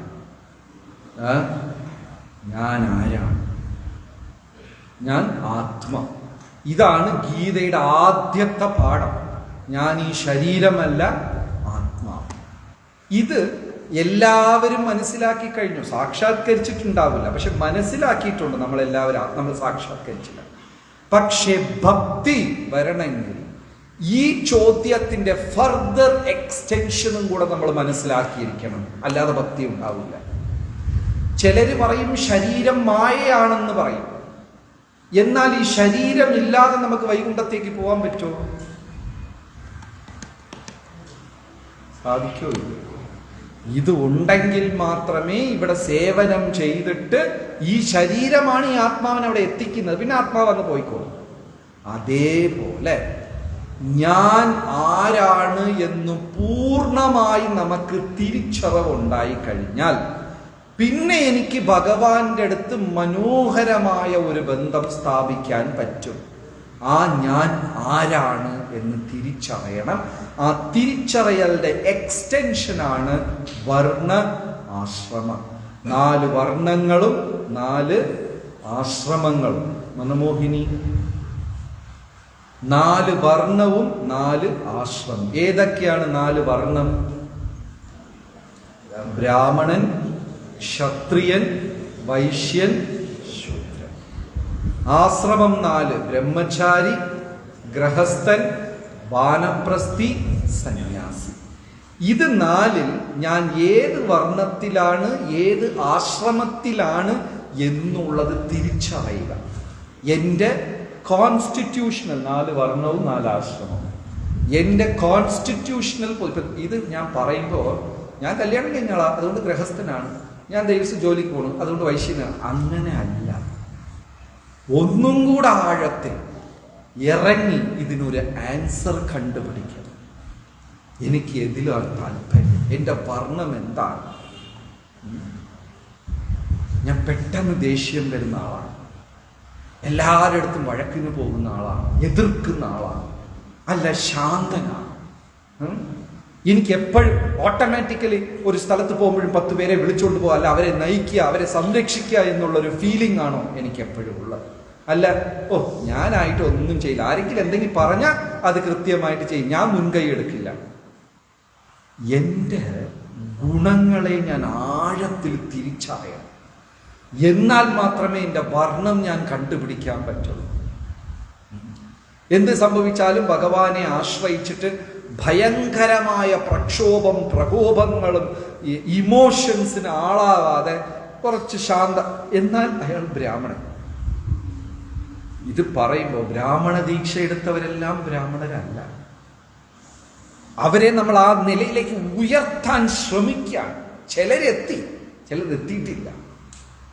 മനസ്സിലായോ ഞാൻ പറയുന്നത് കറക്റ്റാണോ? അല്ലാതെ ഗ്രഹിക്കുന്നുണ്ടോ? എൻ്റെ ഒറിജിനൽ ഇപ്പൊ ശരി, ഞാൻ വൈശ്യനാണോ, ബ്രാഹ്മണ ക്ഷത്രിയ വൈശ്യനാണോ ശൂദ്രൻ? ചിലപ്പോൾ ബ്രാഹ്മണ ദീക്ഷയൊക്കെ എടുത്ത ഒരാളായിരിക്കും, അല്ലെങ്കിൽ ബ്രാഹ്മണ കുലത്തിൽ ജനിച്ച ആളായിരിക്കും. പക്ഷെ താഴെ വീണ പൈസ എടുത്തിട്ടേ പൊങ്ങുള്ളൂ. അയാൾ ആരാ? വൈശ്യൻ. ജന്മന അയാളുടെ കോൺസ്റ്റിറ്റ്യൂഷണൽ പൊസിഷൻ എന്താണ്? വൈശ്യൻ. എവിടെ പോയി എന്ത് കണ്ടാലും പണത്തിന്റെ ഗാന്ധിയുടെ തല മാത്രമേ അയാൾ കാണൂ. എന്ത് വിഷയം സംസാരിച്ചാലും അയാൾ അവസാനം ആ ടോപ്പിക് എവിടെ ചെന്ന് നിൽക്കും? പണത്തിൽ. ഏകദേശം ഞാൻ അതുപോലെയാണ്. അപ്പൊ എന്താണ് ആ വ്യക്തിയുടെ യഥാർത്ഥ നേച്ചർ? വൈശ്യൻ. ശൂദ്രനാരാ? സ്വയമായിട്ട് ഒരു തീരുമാനം. അത് മുന്നോട്ട് എല്ലാം അയാൾക്കൊരു കൺഫ്യൂഷൻ. രാവിലെ സാമ്പാർ വെക്കണോ, ഇഡലി വെക്കണോ, ഇഡലി ഉണ്ടാക്കണോ, ദോശ വെക്കണോ, പച്ച ഡ്രസ്സ് ഇടണോ, മഞ്ഞ ഡ്രസ്സ് ഇടണോ, ഞാൻ വലത്തോട്ട് പോകണോ, തെക്കോട്ട് പോകണോ? ആരെങ്കിലും പറഞ്ഞാൽ സമാധാനം, അത് അങ്ങനെ ചെയ്തിട്ട് വന്നാൽ മതിയല്ലോ. ആ തീരുമാനം എടുക്കുന്ന ഉത്തരവാദിത്ത ഭാരം ഏറ്റെടുക്കാൻ തയ്യാറല്ല. അയാൾ ആരാ? ശൂദ്രൻ. ചെയ്യും, പ്രഭു പറയും ഞാൻ ചെയ്യാം. എടാ നീ പോയി നോക്കി ഇല്ല, പ്രഭു പറഞ്ഞാൽ ഞാൻ ചെയ്യാം. അപ്പൊ എന്താണ്? ആരെയും തരം താഴ്ത്തി പറയുന്നതല്ല. വീണ്ടും നന്നായിട്ട് മനസ്സിലാക്കണം. ബ്രാഹ്മണോ ഹി മുഖമാസീത്. ബ്രാഹ്മണൻ ഭഗവാന്റെ മുഖമാണ്. ബാഹു രാജന്യകൃത. കൈകൾ രണ്ടും ഭഗവാൻ. ക്ഷത്രിയന്മാർ ബാഹു, രാജാക്കന്മാർ ക്ഷത്രിയ, ഭഗവാന്റെ കൈകൾ. ഊരു തദ്യത് വൈശ്യ. മധ്യഭാഗം വൈശ്യൻ. പദ്ഭ്യാഗം ശൂദ്രോ ജായത്തെ. ഭഗവാന്റെ പാദങ്ങൾ ശൂദ്രൻ. ഇത് ഓരോരുത്തർക്കും ഓരോ നേച്ചർ ഉണ്ടാകും. ഈ എന്തുകൊണ്ടാണ് പ്രഭുപാദർ മോഡേൺ സമൂഹത്തിന് എതിർക്കുന്നതെന്ന് വെച്ചാൽ, മോഡേൺ സമൂഹത്തിന് എല്ലാ അച്ഛനമ്മമാർക്കും പിള്ളേർ ഡോക്ടർ ആവണം, എഞ്ചിനീയർ. പിന്നെ ആര് തെങ്ങ് കയറും? ആര് വീട്ടിൽ ചട്ടിണി ഉണ്ടാക്കും? ആര് കൃഷി ചെയ്യും? എല്ലാവർക്കും ഡോക്ടർ ആവണം. മുരളി പ്രഭു അങ്ങനെയല്ലേ ചെയ്യുന്നത്? പ്രഭു ഡോക്ടർ, മോർണിംഗ് ഡോക്ടർ ഇല്ലേ? സ്വാഭാവികമായിട്ട് ഏത് രക്ഷകർത്താക്കളെടുത്ത് നമ്മൾ ചെന്ന് ചോദിച്ചാൽ കുഞ്ഞിനെ എന്താക്കണം? എല്ലാവർക്കും എന്താണ്? ഡോക്ടറാണ്. പക്ഷെ അവന്റെ വാസനയിൽ അവൻ വൈശ്യനാ, ഡോക്ടർ തൊഴിലായിട്ട് സംബന്ധമില്ല. അപ്പൊ അവൻ എന്ത് ചെയ്യും? ഒരാളെ ഫ്രണ്ടിൽ കയറിയ കിഡ്നി 15 ലക്ഷം, ഹാർട്ട് വിറ്റോ കച്ചവടം. അവൻ ബൈ ബ്ലഡ് വൈശ്യനല്ലേ? അവൻ എല്ലാം നോക്കുമ്പോൾ ഡോളർ ബില്ലായിട്ടേ കാണുള്ളൂ. ഓരോന്നെടുത്ത് നോക്കുമ്പോൾ 2 എണ്ണം കൊണ്ടുവന്നിട്ട് ഒന്നെടുത്താണ് വിറ്റോ. അവനെ കുറ്റം പറഞ്ഞിട്ട് കാര്യമില്ല. പ്രഭുപാദർ ആധുനിക സംസ്കാരത്തിന് എതിർക്കാൻ കാരണം, ആധുനിക സംസ്കാരം എന്താ വെച്ചാൽ എല്ലാ കോഴിയും പൂവൻ കോഴിയും മറ്റ് എല്ലാ കോഴി മുട്ടയിടണം. അതെങ്ങനെ നടക്കും? ഹെന്ന് മുട്ടയിടും, താറാവ് കോഴി മുട്ടയിടോ? പിന്നെ ആ കോക്ക്, അതിനെന്താ പറയാ, റൂസ്റ്റർ, അത് കോഴി മുട്ടയിടോ? ആധുനിക സംസ്കാരം അങ്ങനെയല്ല. എല്ലാവരും കോഴിമുട്ടാണ്. എങ്ങനെ നടക്കും? പരാജയപ്പെടും. പ്രഭുപാദർ എതിർക്കാൻ അതാണ് കാരണം. ഓരോരുത്തർക്ക് അവരവരുടെ കർമ്മവാസനയുണ്ട്. അത് മനസ്സിലാക്കിക്കൊണ്ട് അതിൽ നിന്ന് സ്ഥാനേ സ്ഥിതശ്രുതി ഗതാം ധനുവാൻ മനോപി, നിന്റെ ഫൗണ്ടേഷൻ എന്താണെന്ന് മനസ്സിലാക്കി അവിടെ നിന്ന് സേവനം ചെയ്താൽ മനോഹരമായിട്ട് ചെയ്യാൻ പറ്റും. എന്താണ് എൻ്റെ വർണ്ണം, എന്താണ് എൻ്റെ ആശ്രമം? ഒരു 2 മിനിറ്റ് മൗനം എല്ലാവരും ഒന്ന് ചിന്തിച്ചു നോക്കുക. ഈ ഫസ്റ്റ് 4 ഞാനേതാ, ഈ സെക്കൻഡ് 4 ഞാനേതാ? ബ്രാഹ്മണ, ക്ഷത്രിയ, വൈശ്യ, ശൂദ്ര. ബ്രാഹ്മണൻ എന്ന് വെച്ചാൽ എന്താ? അടിയും വഴക്കും തർക്കം ഒന്നും ഇഷ്ടമല്ല. അത് നടക്കുമ്പോഴേ അങ്ങ് ഒതുങ്ങിപ്പോവും. അതൊന്നും അവർക്ക് ഇഷ്ടമല്ല. തർക്കിക്കാനും ഇതൊക്കെ. കിട്ടിയാലും, കൂടുതൽ കിട്ടിയാലും കുറച്ച് കിട്ടിയാലും അങ്ങ് തൃപ്തനായി, ശരി എനിക്ക് ഇത്രയും വിരിച്ചത് ഇത്രയേ ഉള്ളൂ, ഇനി ഞാൻ കുറഞ്ഞ് അടി കൂടിയിട്ട് എനിക്ക് 5 രൂപ എക്സ്ട്രാ ഒന്നും വേണ്ട, അത് ആരെയും കൊണ്ടുപോട്ടെ. ഇങ്ങനെ ആൾക്കാരെ നമുക്ക് കാണാൻ പറ്റും. ഒരേ ഭൂമി ഉണ്ടാവും, വീട്ടിൽ ഭാര്യ അതെത്താ, അത് അയാൾ പാവമല്ലേ, കുറെ കാലം കൊണ്ട്, അതുകൊണ്ട് ഞാൻ അങ്ങ് വഴത്തോട്ടുള്ള 5 സെന്റ് കൊടുത്തു. പഴയ കാരണവന്മാരൊക്കെ അങ്ങനെയാണ്. ഭൂമിയിൽ 10 സെന്റ് അയാൾക്ക് എഴുതി കൊടുത്തു, 5 സെന്റ് ഇങ്ങോട്ട് എഴുതി കൊടുത്തു. അവരെല്ലാം ആരാണ്? ബ്രാഹ്മണരാണ്. കാരണം അവർക്ക് അത്ര ഫീലിംഗ് ഇല്ല. അല്പം പണം നഷ്ടം വന്നപ്പോഴും സ്ഥാനമാനങ്ങൾ നഷ്ടം. വിതുരനെ ദുര്യോധനൻ പറഞ്ഞു, നാളെ മുതൽ നീ മന്ത്രിയല്ല, ഇറങ്ങിപ്പോ. വിതുരൻ പറഞ്ഞു, താങ്ക് യു വെരി മച്ച്, കുറെ ദിവസം കൊണ്ട് ലീവ് വേണമെന്ന് വിചാരിച്ചിരിക്കുകയായിരുന്നു, എനിക്ക് ലീവ് കിട്ടി, ഞാൻ എല്ലാം പോയി പുണ്യ സ്ഥലങ്ങളൊക്കെ ചുറ്റിയിട്ട് വരാം. ബ്രാഹ്മണൻ ഇമോഷണലി ഭയങ്കരമായിട്ട് ബാധിക്കില്ല. അയാളെ കമ്പോസ് ചെയ്യാൻ അറിയാം, അയാളെ ഒരു പരിധി വരെ പിടിച്ചു നിർത്താൻ അറിയാം. ജീവിതത്തിന്റെ ഉയർച്ചയും താഴ്ചയും വരുമ്പോൾ അതിന് കുറച്ച് സമാധാനമായിട്ടൊക്കെ നിൽക്കാൻ അറിയാം. ബൈ വാസന അയാൾ ആരാണ്? ബ്രാഹ്മണൻ. രണ്ടാമത്തേതാരാ? ക്ഷത്രിയൻ. ആരാണ്? എവിടെയും ഫ്രണ്ടിൽ നിൽക്കാനാണ് ആഗ്രഹം. ഏത് ദുല്ലാല പറയണ പോലെ ഏത് കല്യാണ മണ്ഡപത്തിൽ പോയാൽ അവർക്ക് കല്യാണ ചെക്കനാണ്. മരണ വീട്ടിൽ പോയാൽ അവർക്ക് പെട്ടിയിൽ കിടക്കണം. അവരുടെ ലോകത്തിന്റെ ശ്രദ്ധ മുഴുവൻ ആരെടുത്തായിരിക്കണം? അങ്ങനെ ചിലരുണ്ട് ഇല്ലേ? അവിടെ പോകും, എന്നെ എല്ലാവരും ശ്രദ്ധിക്കണം, ഞാൻ എൻ്റെ കാര്യം എല്ലാവരും പറയണം, ഞാൻ എന്നൊക്കെ ഒരു പ്രോമിനൻസ് കിട്ടണം. ഇതുകൊണ്ട് ഫീലിങ്സ് ഉള്ളവരല്ലേ? അവര് സ്വാഭാവികമായിട്ട് എന്താണ്? ക്ഷത്രിയരാണ്. ലീഡർഷിപ്പ് അങ്ങനെയൊക്കെ ഇതെടുത്ത് കറക്റ്റ് ചെയ്താൽ കുഴപ്പമില്ല. ഫോട്ടോയിൽ മാത്രം വന്നിട്ട് പേര് മാത്രം കൽവെട്ടിൽ മറ്റേ ഇതിൽ കൊത്തി വെപ്പിട്ട് പണിക്കൊന്നും കണ്ട അതില്ല. മുന്നേ വന്ന് ആരും പറയാതെ തന്നെ അവരങ്ങ് ഇത് ചെയ്യും. സ്വാഭാവികമായിട്ടും അവർക്കതിൽ അങ്ങനെ ഒരു വാസന ഉണ്ടാവും, മുന്നിൽ വന്ന് കാര്യങ്ങൾ ചെയ്യാനും ഉത്തരവാദിത്തം മറ്റുള്ളവരുടെയും കൂടെ തോളിൽ എടുത്തുകൊണ്ട് പോയി ചെയ്യും. ഇത് അവരെല്ലാം ആരാണ്? ക്ഷത്രിയൻ. Thank you. മൂന്നാമത്തത്, എവിടെ വീണാലും അയാൾക്ക് എന്ത് കിട്ടണം? പൈസ കിട്ടണം. ചിലപ്പോ ഫാമിലി റിലേഷൻഷിപ്പ് വരെ, മകളുടെ കല്യാണം, മകന്റെ കല്യാണം ഇതൊക്കെ നടത്തുന്നത് വരെ ബിസിനസ് ടേംസിലായിരിക്കും. കെട്ടിക്കൊടുത്ത ആ ബിസിനസ് നമുക്ക് കിട്ടും, ഇത് അങ്ങോട്ട് ഷെയർ ആവും, ഇത്ര പ്രോപ്പർട്ടി, ഇങ്ങനെയൊക്കെ. ഇവരെല്ലാം പച്ചയ്ക്ക് എന്താണ്? വൈശ്യരാണ്. ശൂദ്രൻ മുൻകൈ എടുക്കില്ല, അല്ലെങ്കിൽ അന്ന് ആരെങ്കിലും പറഞ്ഞാൽ അത് കൃത്യം ചെയ്യും, സൈലന്റ് ആയിട്ട്. അവരായിട്ടൊന്നും തീരുമാനമെടുക്കാൻ അവർക്ക് പറ്റില്ല. ഇത് ഇങ്ങനെ പറയുമ്പോ ഇത് വെട്ടിമുറിച്ചാർക്കും ഇങ്ങനെ ഉണ്ടാവില്ല. ഒരാളിൽ 70% ബ്രാഹ്മണ്യം, 10% ക്ഷത്രിയ സ്വഭാവം, 10% വൈശ്യ സ്വഭാവം, 10% ശൂദ്ര സ്വഭാവം. അപ്പൊ അയാളുടെ ഏത് ഗുണമാണ് മുന്നിൽ നിൽക്കുന്നത് അതനുസരിച്ച് അയാൾ ബ്രാഹ്മണൻ. ക്ഷത്രിയൻ ഏതാണോ മുന്നിൽ നിൽക്കുന്നത് അതനുസരിച്ച്. പണ്ട് ആശ്രമത്തിൽ ശിഷ്യനായി പോയി ചേരുമ്പോ ഗുരുവിന്റെ ജോലിയായത് ഒരാളുടെ വർണ്ണാശ്രമം കണ്ടുപിടിച്ച് അവന് ബോധ്യപ്പെടുത്തി കൊടുത്ത് അവനെ അവിടെ നിന്ന് സേവനം ചെയ്യാൻ പറയും. അവിടെ നിന്ന് അവൻ ചെയ്യുമ്പോ തികഞ്ഞു തൃപ്തനായി വരും. അല്ലാത്ത ഒരു ബ്രാഹ്മണ സ്വഭാവമുള്ളവൻ വൈശ്യന്റെ സേവനം ചെയ്യുമ്പോൾ വിജയിക്കാനും പറ്റില്ല, അവന്റെ ഉള്ളിൽ അവന് തൃപ്തി ഉണ്ടാവത്തില്ല. ഇപ്പൊ നമ്മൾ തന്നെ ചില സേവനം എത്രയോ ദിവസം, പക്ഷെ തൃപ്തിയില്ല. എന്തുകൊണ്ടാണ്? ഞാൻ അതല്ല.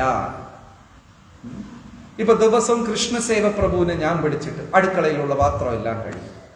ആരത്തിക്ക് ഓടി വന്നോണില്ലല്ലോ, നീ പോയി പാത്രം കഴിയും. അദ്ദേഹത്തിന്റെ ബൈ നേച്ചർ എതിലാണ് താല്പര്യം? എതിലാ താല്പര്യം? കീർത്തനം. അപ്പോ എന്ന് വെച്ചാൽ പാത്രം കഴുകലോ പാചകം ചെയ്യുന്നതോ കുറഞ്ഞ കാര്യമാണോ? ഇല്ല. അദ്ദേഹത്തിന്റെ കർമ്മവാസന എതിൽ ഫിക്സ് ആകും?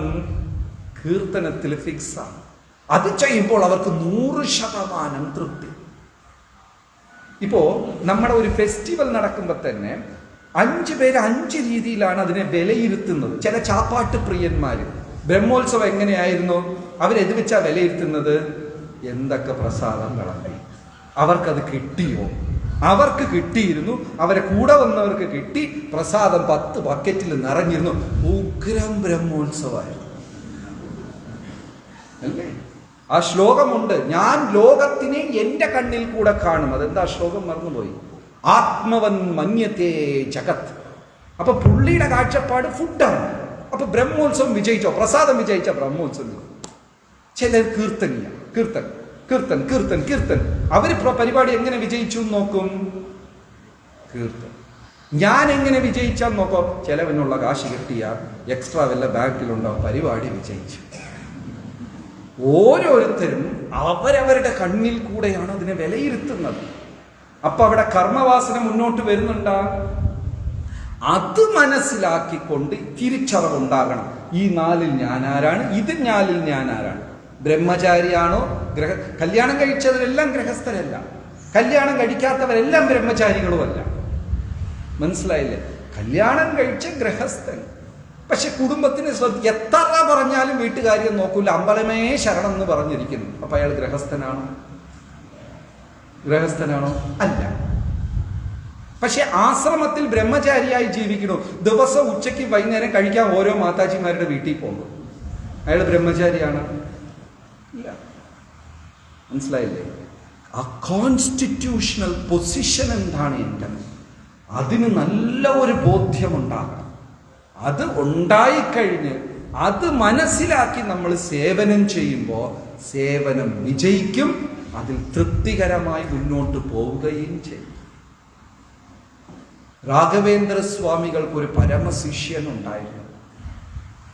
ഒരു ദിവസം ആ ശിഷ്യൻ രാവിലെ വന്നിട്ട് രാഘവേന്ദ്ര സ്വാമികൾ അടുത്ത് പറഞ്ഞു, ഇന്ന് രാവിലെ ഭക്ഷണം തന്നതിൽ ആ സ്വീറ്റ് തന്നത് വളരെ ടേസ്റ്റി ആയിരുന്നു. രാഘവേന്ദ്ര സ്വാമി പറഞ്ഞു, നിനക്ക് ഇഷ്ടമാണെങ്കിൽ കുറച്ചും കൂടെ എക്സ്ട്രാ കഴിച്ചോ. ആണോ? 2 തവണ കഴിച്ചു. ഉച്ചയ്ക്ക് ചെന്നിട്ട് ഗുരുവിൻ്റെ അടുത്ത് ആ ശിഷ്യൻ പറഞ്ഞു, ഉച്ചയ്ക്ക് ഭക്ഷണം വിളമ്പിയിൽ ഉണ്ടായിരുന്ന സ്വീറ്റ് ഭയങ്കര ടേസ്റ്റ് ആയിരുന്നു, നീ വേണമെങ്കിൽ ഇഷ്ടപ്പെട്ടെങ്കിൽ 2ാമത് കഴിച്ചു. രാത്രിയും ആ ശിഷ്യൻ വന്ന് പറഞ്ഞു, രാത്രിത്തെ ഭക്ഷണവും നന്നായിരുന്നു. രാഘവേന്ദ്ര സ്വാമി പറഞ്ഞു, നീ പോയി കല്യാണം കഴിച്ചു. കാരണം എന്താണ്? അയാൾ ഗൃഹസ്ഥനാണ്. അപ്പൊ എക്സ്റ്റേണലി അല്ല, ഇന്റേണലി ഞാൻ ആരാണെന്ന് എനിക്ക് നല്ല ബോധ്യം. ഇതാണ് ഫൗണ്ടേഷൻ. ഇത് ഇസ്കോണിൽ തന്നെ ഈ നല്ലതും ചീത്തയും സംഭവിച്ചിട്ടുണ്ട്. എന്താണ്? വന്നവരെല്ലാം പിടിച്ച് ബ്രഹ്മചാരി, അതിൽ പകുതി പെണ്ണിനെയും വിളിച്ചോണ്ട് ഓടിപ്പോ. കാരണം അവരുടെ കോൺസ്റ്റിറ്റ്യൂഷണൽ പൊസിഷനിൽ അവരാരല്ല, ബ്രഹ്മചാരി. ശരി, ഓടിക്കൊണ്ടുപോയി സന്തോഷമായിട്ടിരുന്ന 2 അതിനെയും പറഞ്ഞു കിട്ടും. അപ്പൊ അയാൾക്ക് എന്നെ ആരും അറിഞ്ഞൂടാ. ഞാൻ ബ്രഹ്മചാരിയാണോ, ഞാൻ ഗൃഹസ്ഥനാണോ, ഞാൻ വാനപ്രസ്ഥിയാണോ? പിന്നെ ഇതിൽ ചില എക്സെപ്ഷൻ കേസുകളുണ്ട്. ശ്രീ കൃഷ്ണ ബലറാം സമയത്തായി. ഇതിൽ ചില എക്സെപ്ഷണൽ കേസസ് ഉണ്ട്. ഞാൻ അതല്ല എന്ന് അറിഞ്ഞിട്ടും ഗുരു നിർദ്ദേശിച്ചത് കൊണ്ട് അതിൽ കടും പിടിത്തം പിടിച്ച് തൻ്റെ മനസ്സ്, വാക്ക്, പ്രവർത്തനം എല്ലാം അർപ്പിച്ച് ഗുരു പറഞ്ഞത് കൊണ്ട് ആ സ്ഥാനത്തേക്ക് ഉയർന്നു വരുന്ന ചില എക്സെപ്ഷണൽ കേസുണ്ട്. അങ്ങനെയും എത്രയോ പേരുണ്ടായിട്ടുണ്ട്. പ്രഭുപാദർ വന്ന് തമാലകൃഷ്ണ മഹാരാജ് എന്ന് പറയുന്ന ഒരു ഉത്തമ ഉദാഹരണം. അദ്ദേഹം കല്യാണം കഴിഞ്ഞ് 1 കൊല്ലമേ ആയിട്ടുള്ളൂ. നല്ല സന്തോഷമായ ഒരു ഗൃഹസ്ഥ ജീവിതം. പ്രഭുപാദരുടെ മുമ്പേ ചെന്ന് വണങ്ങിയപ്പോൾ പ്രഭുപാദർ പറഞ്ഞ് സന്യാസം എടുത്തോളാം. ആ ഭക്തനും ആ ഭക്തന്റെ പത്നിയുടെയും ഹൃദയം പൊട്ടി തകർന്നു പോയി. രാഘവേന്ദ്ര സ്വാമികൾ ഗൃഹസ്ഥനാണ്. 1 വയസ്സുള്ള കുട്ടിയുണ്ട്. ഒരു ദിവസം രാഘവേന്ദ്ര സ്വാമികൾ, ഇത് നടന്ന് 700-800 വർഷങ്ങളായി, ഗുരുവിനെ കാണാൻ പോയപ്പോൾ ഗുരു പറഞ്ഞ് സന്യാസം എടുത്തോളാൻ. ഒരു വാക്കും എതിർത്ത് പറഞ്ഞില്ല. അദ്ദേഹം സന്യാസം എടുത്തു പോയി. ഭാര്യ ആ 1 വയസ്സ് കുട്ടിയെ കൊണ്ടുപോയി ബന്ധുക്കളുടെ വീട്ടിൽ നടയിൽ വെച്ച് അത് ചെന്ന് കിണറ്റി വീണ് ആത്മഹത്യ ചെയ്തു. ഇങ്ങനെയും ചില ചരിത്രങ്ങളുണ്ട്. അവരതല്ലെങ്കിലും ഗുരു പറഞ്ഞത് കൊണ്ട്. നിങ്ങളെല്ലാം തിരുപ്പതിയിൽ പോയിട്ടില്ലേ? തിരുപ്പതിയിൽ ശ്രീനിവാസന് വലിയ ഒരു തിലകം ഇട്ടിരിക്കില്ലേ? അത് തല പൊട്ടിയതാ. ശ്രീനിവാസന്റെ തലയും താടിയൊക്കെ പൊട്ടിയതാണ്. ഒരു പാറപ്പുറത്ത് ഗുരു പറഞ്ഞു, രാമാനുജാചാര്യാർ പറഞ്ഞെന്ന് പറഞ്ഞ് ഈ മഹാഭക്തൻ തിരുപ്പതിയിൽ കയറി അവിടെ പൂന്തോട്ടം ഉണ്ടാക്കാൻ ശ്രമിച്ചു പാറയുടെ പുറത്ത്. നാട്ടുകാരെല്ലാം ചോദിച്ചു, പാറപ്പുറത്ത് എങ്ങനെ ചെയ്യാം? ഭഗവാൻ തന്നെ വേഷം മാറി മാറി വന്ന് പറഞ്ഞു, നീ ഇത് ചെയ്യല്ലേ. വൈഫ് ഗർഭിണിയും കൂടെ. ഇദ്ദേഹം പാറയിട്ട് വെയിലിട്ട് അടിച്ചു പൊട്ടിക്കും. ഭാര്യ അതെല്ലാം ബാസ്ക്കറ്റിൽ എടുത്തിട്ട് ദൂരെ കൊണ്ടുപോയി കളയും. ഭഗവാന് തന്നെ സങ്കടം തോന്നി, ഇതൊന്നും നിങ്ങൾ ചെയ്യേണ്ടെന്നൊന്നും കേട്ടില്ല. ഭഗവാൻ ഒരു ദിവസം കൊച്ചു ബാലന്റെ രൂപത്തിൽ വന്ന് ചെയ്യണ്ടെന്ന് പറഞ്ഞപ്പോൾ ഇദ്ദേഹം ദേഷ്യത്തിൽ ഏതോ ഒരു കുട്ടി എന്നും വന്ന് തടസ്സം ചെയ്യണമെന്ന് പറഞ്ഞ് കയ്യിലുള്ള പാറ എടുത്തങ്ങ് ഒരു വീശി. ഭഗവാന്റെ താടി ഇതെല്ലാം പൊട്ടിപ്പോയി. ഗുരു പറഞ്ഞത് കൊണ്ട് ഇതിനെ എതിർത്ത് ചെന്ന് സ്ഥാപിച്ചവരുമുണ്ട്. പക്ഷേ ബഹുഭൂരിപക്ഷം ആൾക്കാർക്കും അത് അത്ര ഈസി അല്ല. ഇത് ഞാൻ തന്നെ കണ്ടുപിടിക്കണം, വേറെ ആർക്കും പറ്റില്ല. എൻ്റെ ഉള്ളിൽ എൻ്റെ വാസന, എൻ്റെ കോൺസ്റ്റിറ്റ്യൂഷണൽ പൊസിഷൻ എന്താണെന്ന് എനിക്ക് മാത്രമേ അറിയാം. അത് കണ്ടുപിടിച്ച് അതിനനുസരിച്ച് നമ്മൾ ജീവിതത്തിനെ സമർപ്പിച്ച് സേവനം ചെയ്യുമ്പോൾ അത് പ്രകാശമായിരിക്കും. ഇതിലെന്തെങ്കിലും സംശയമുണ്ടോ? യെസ്.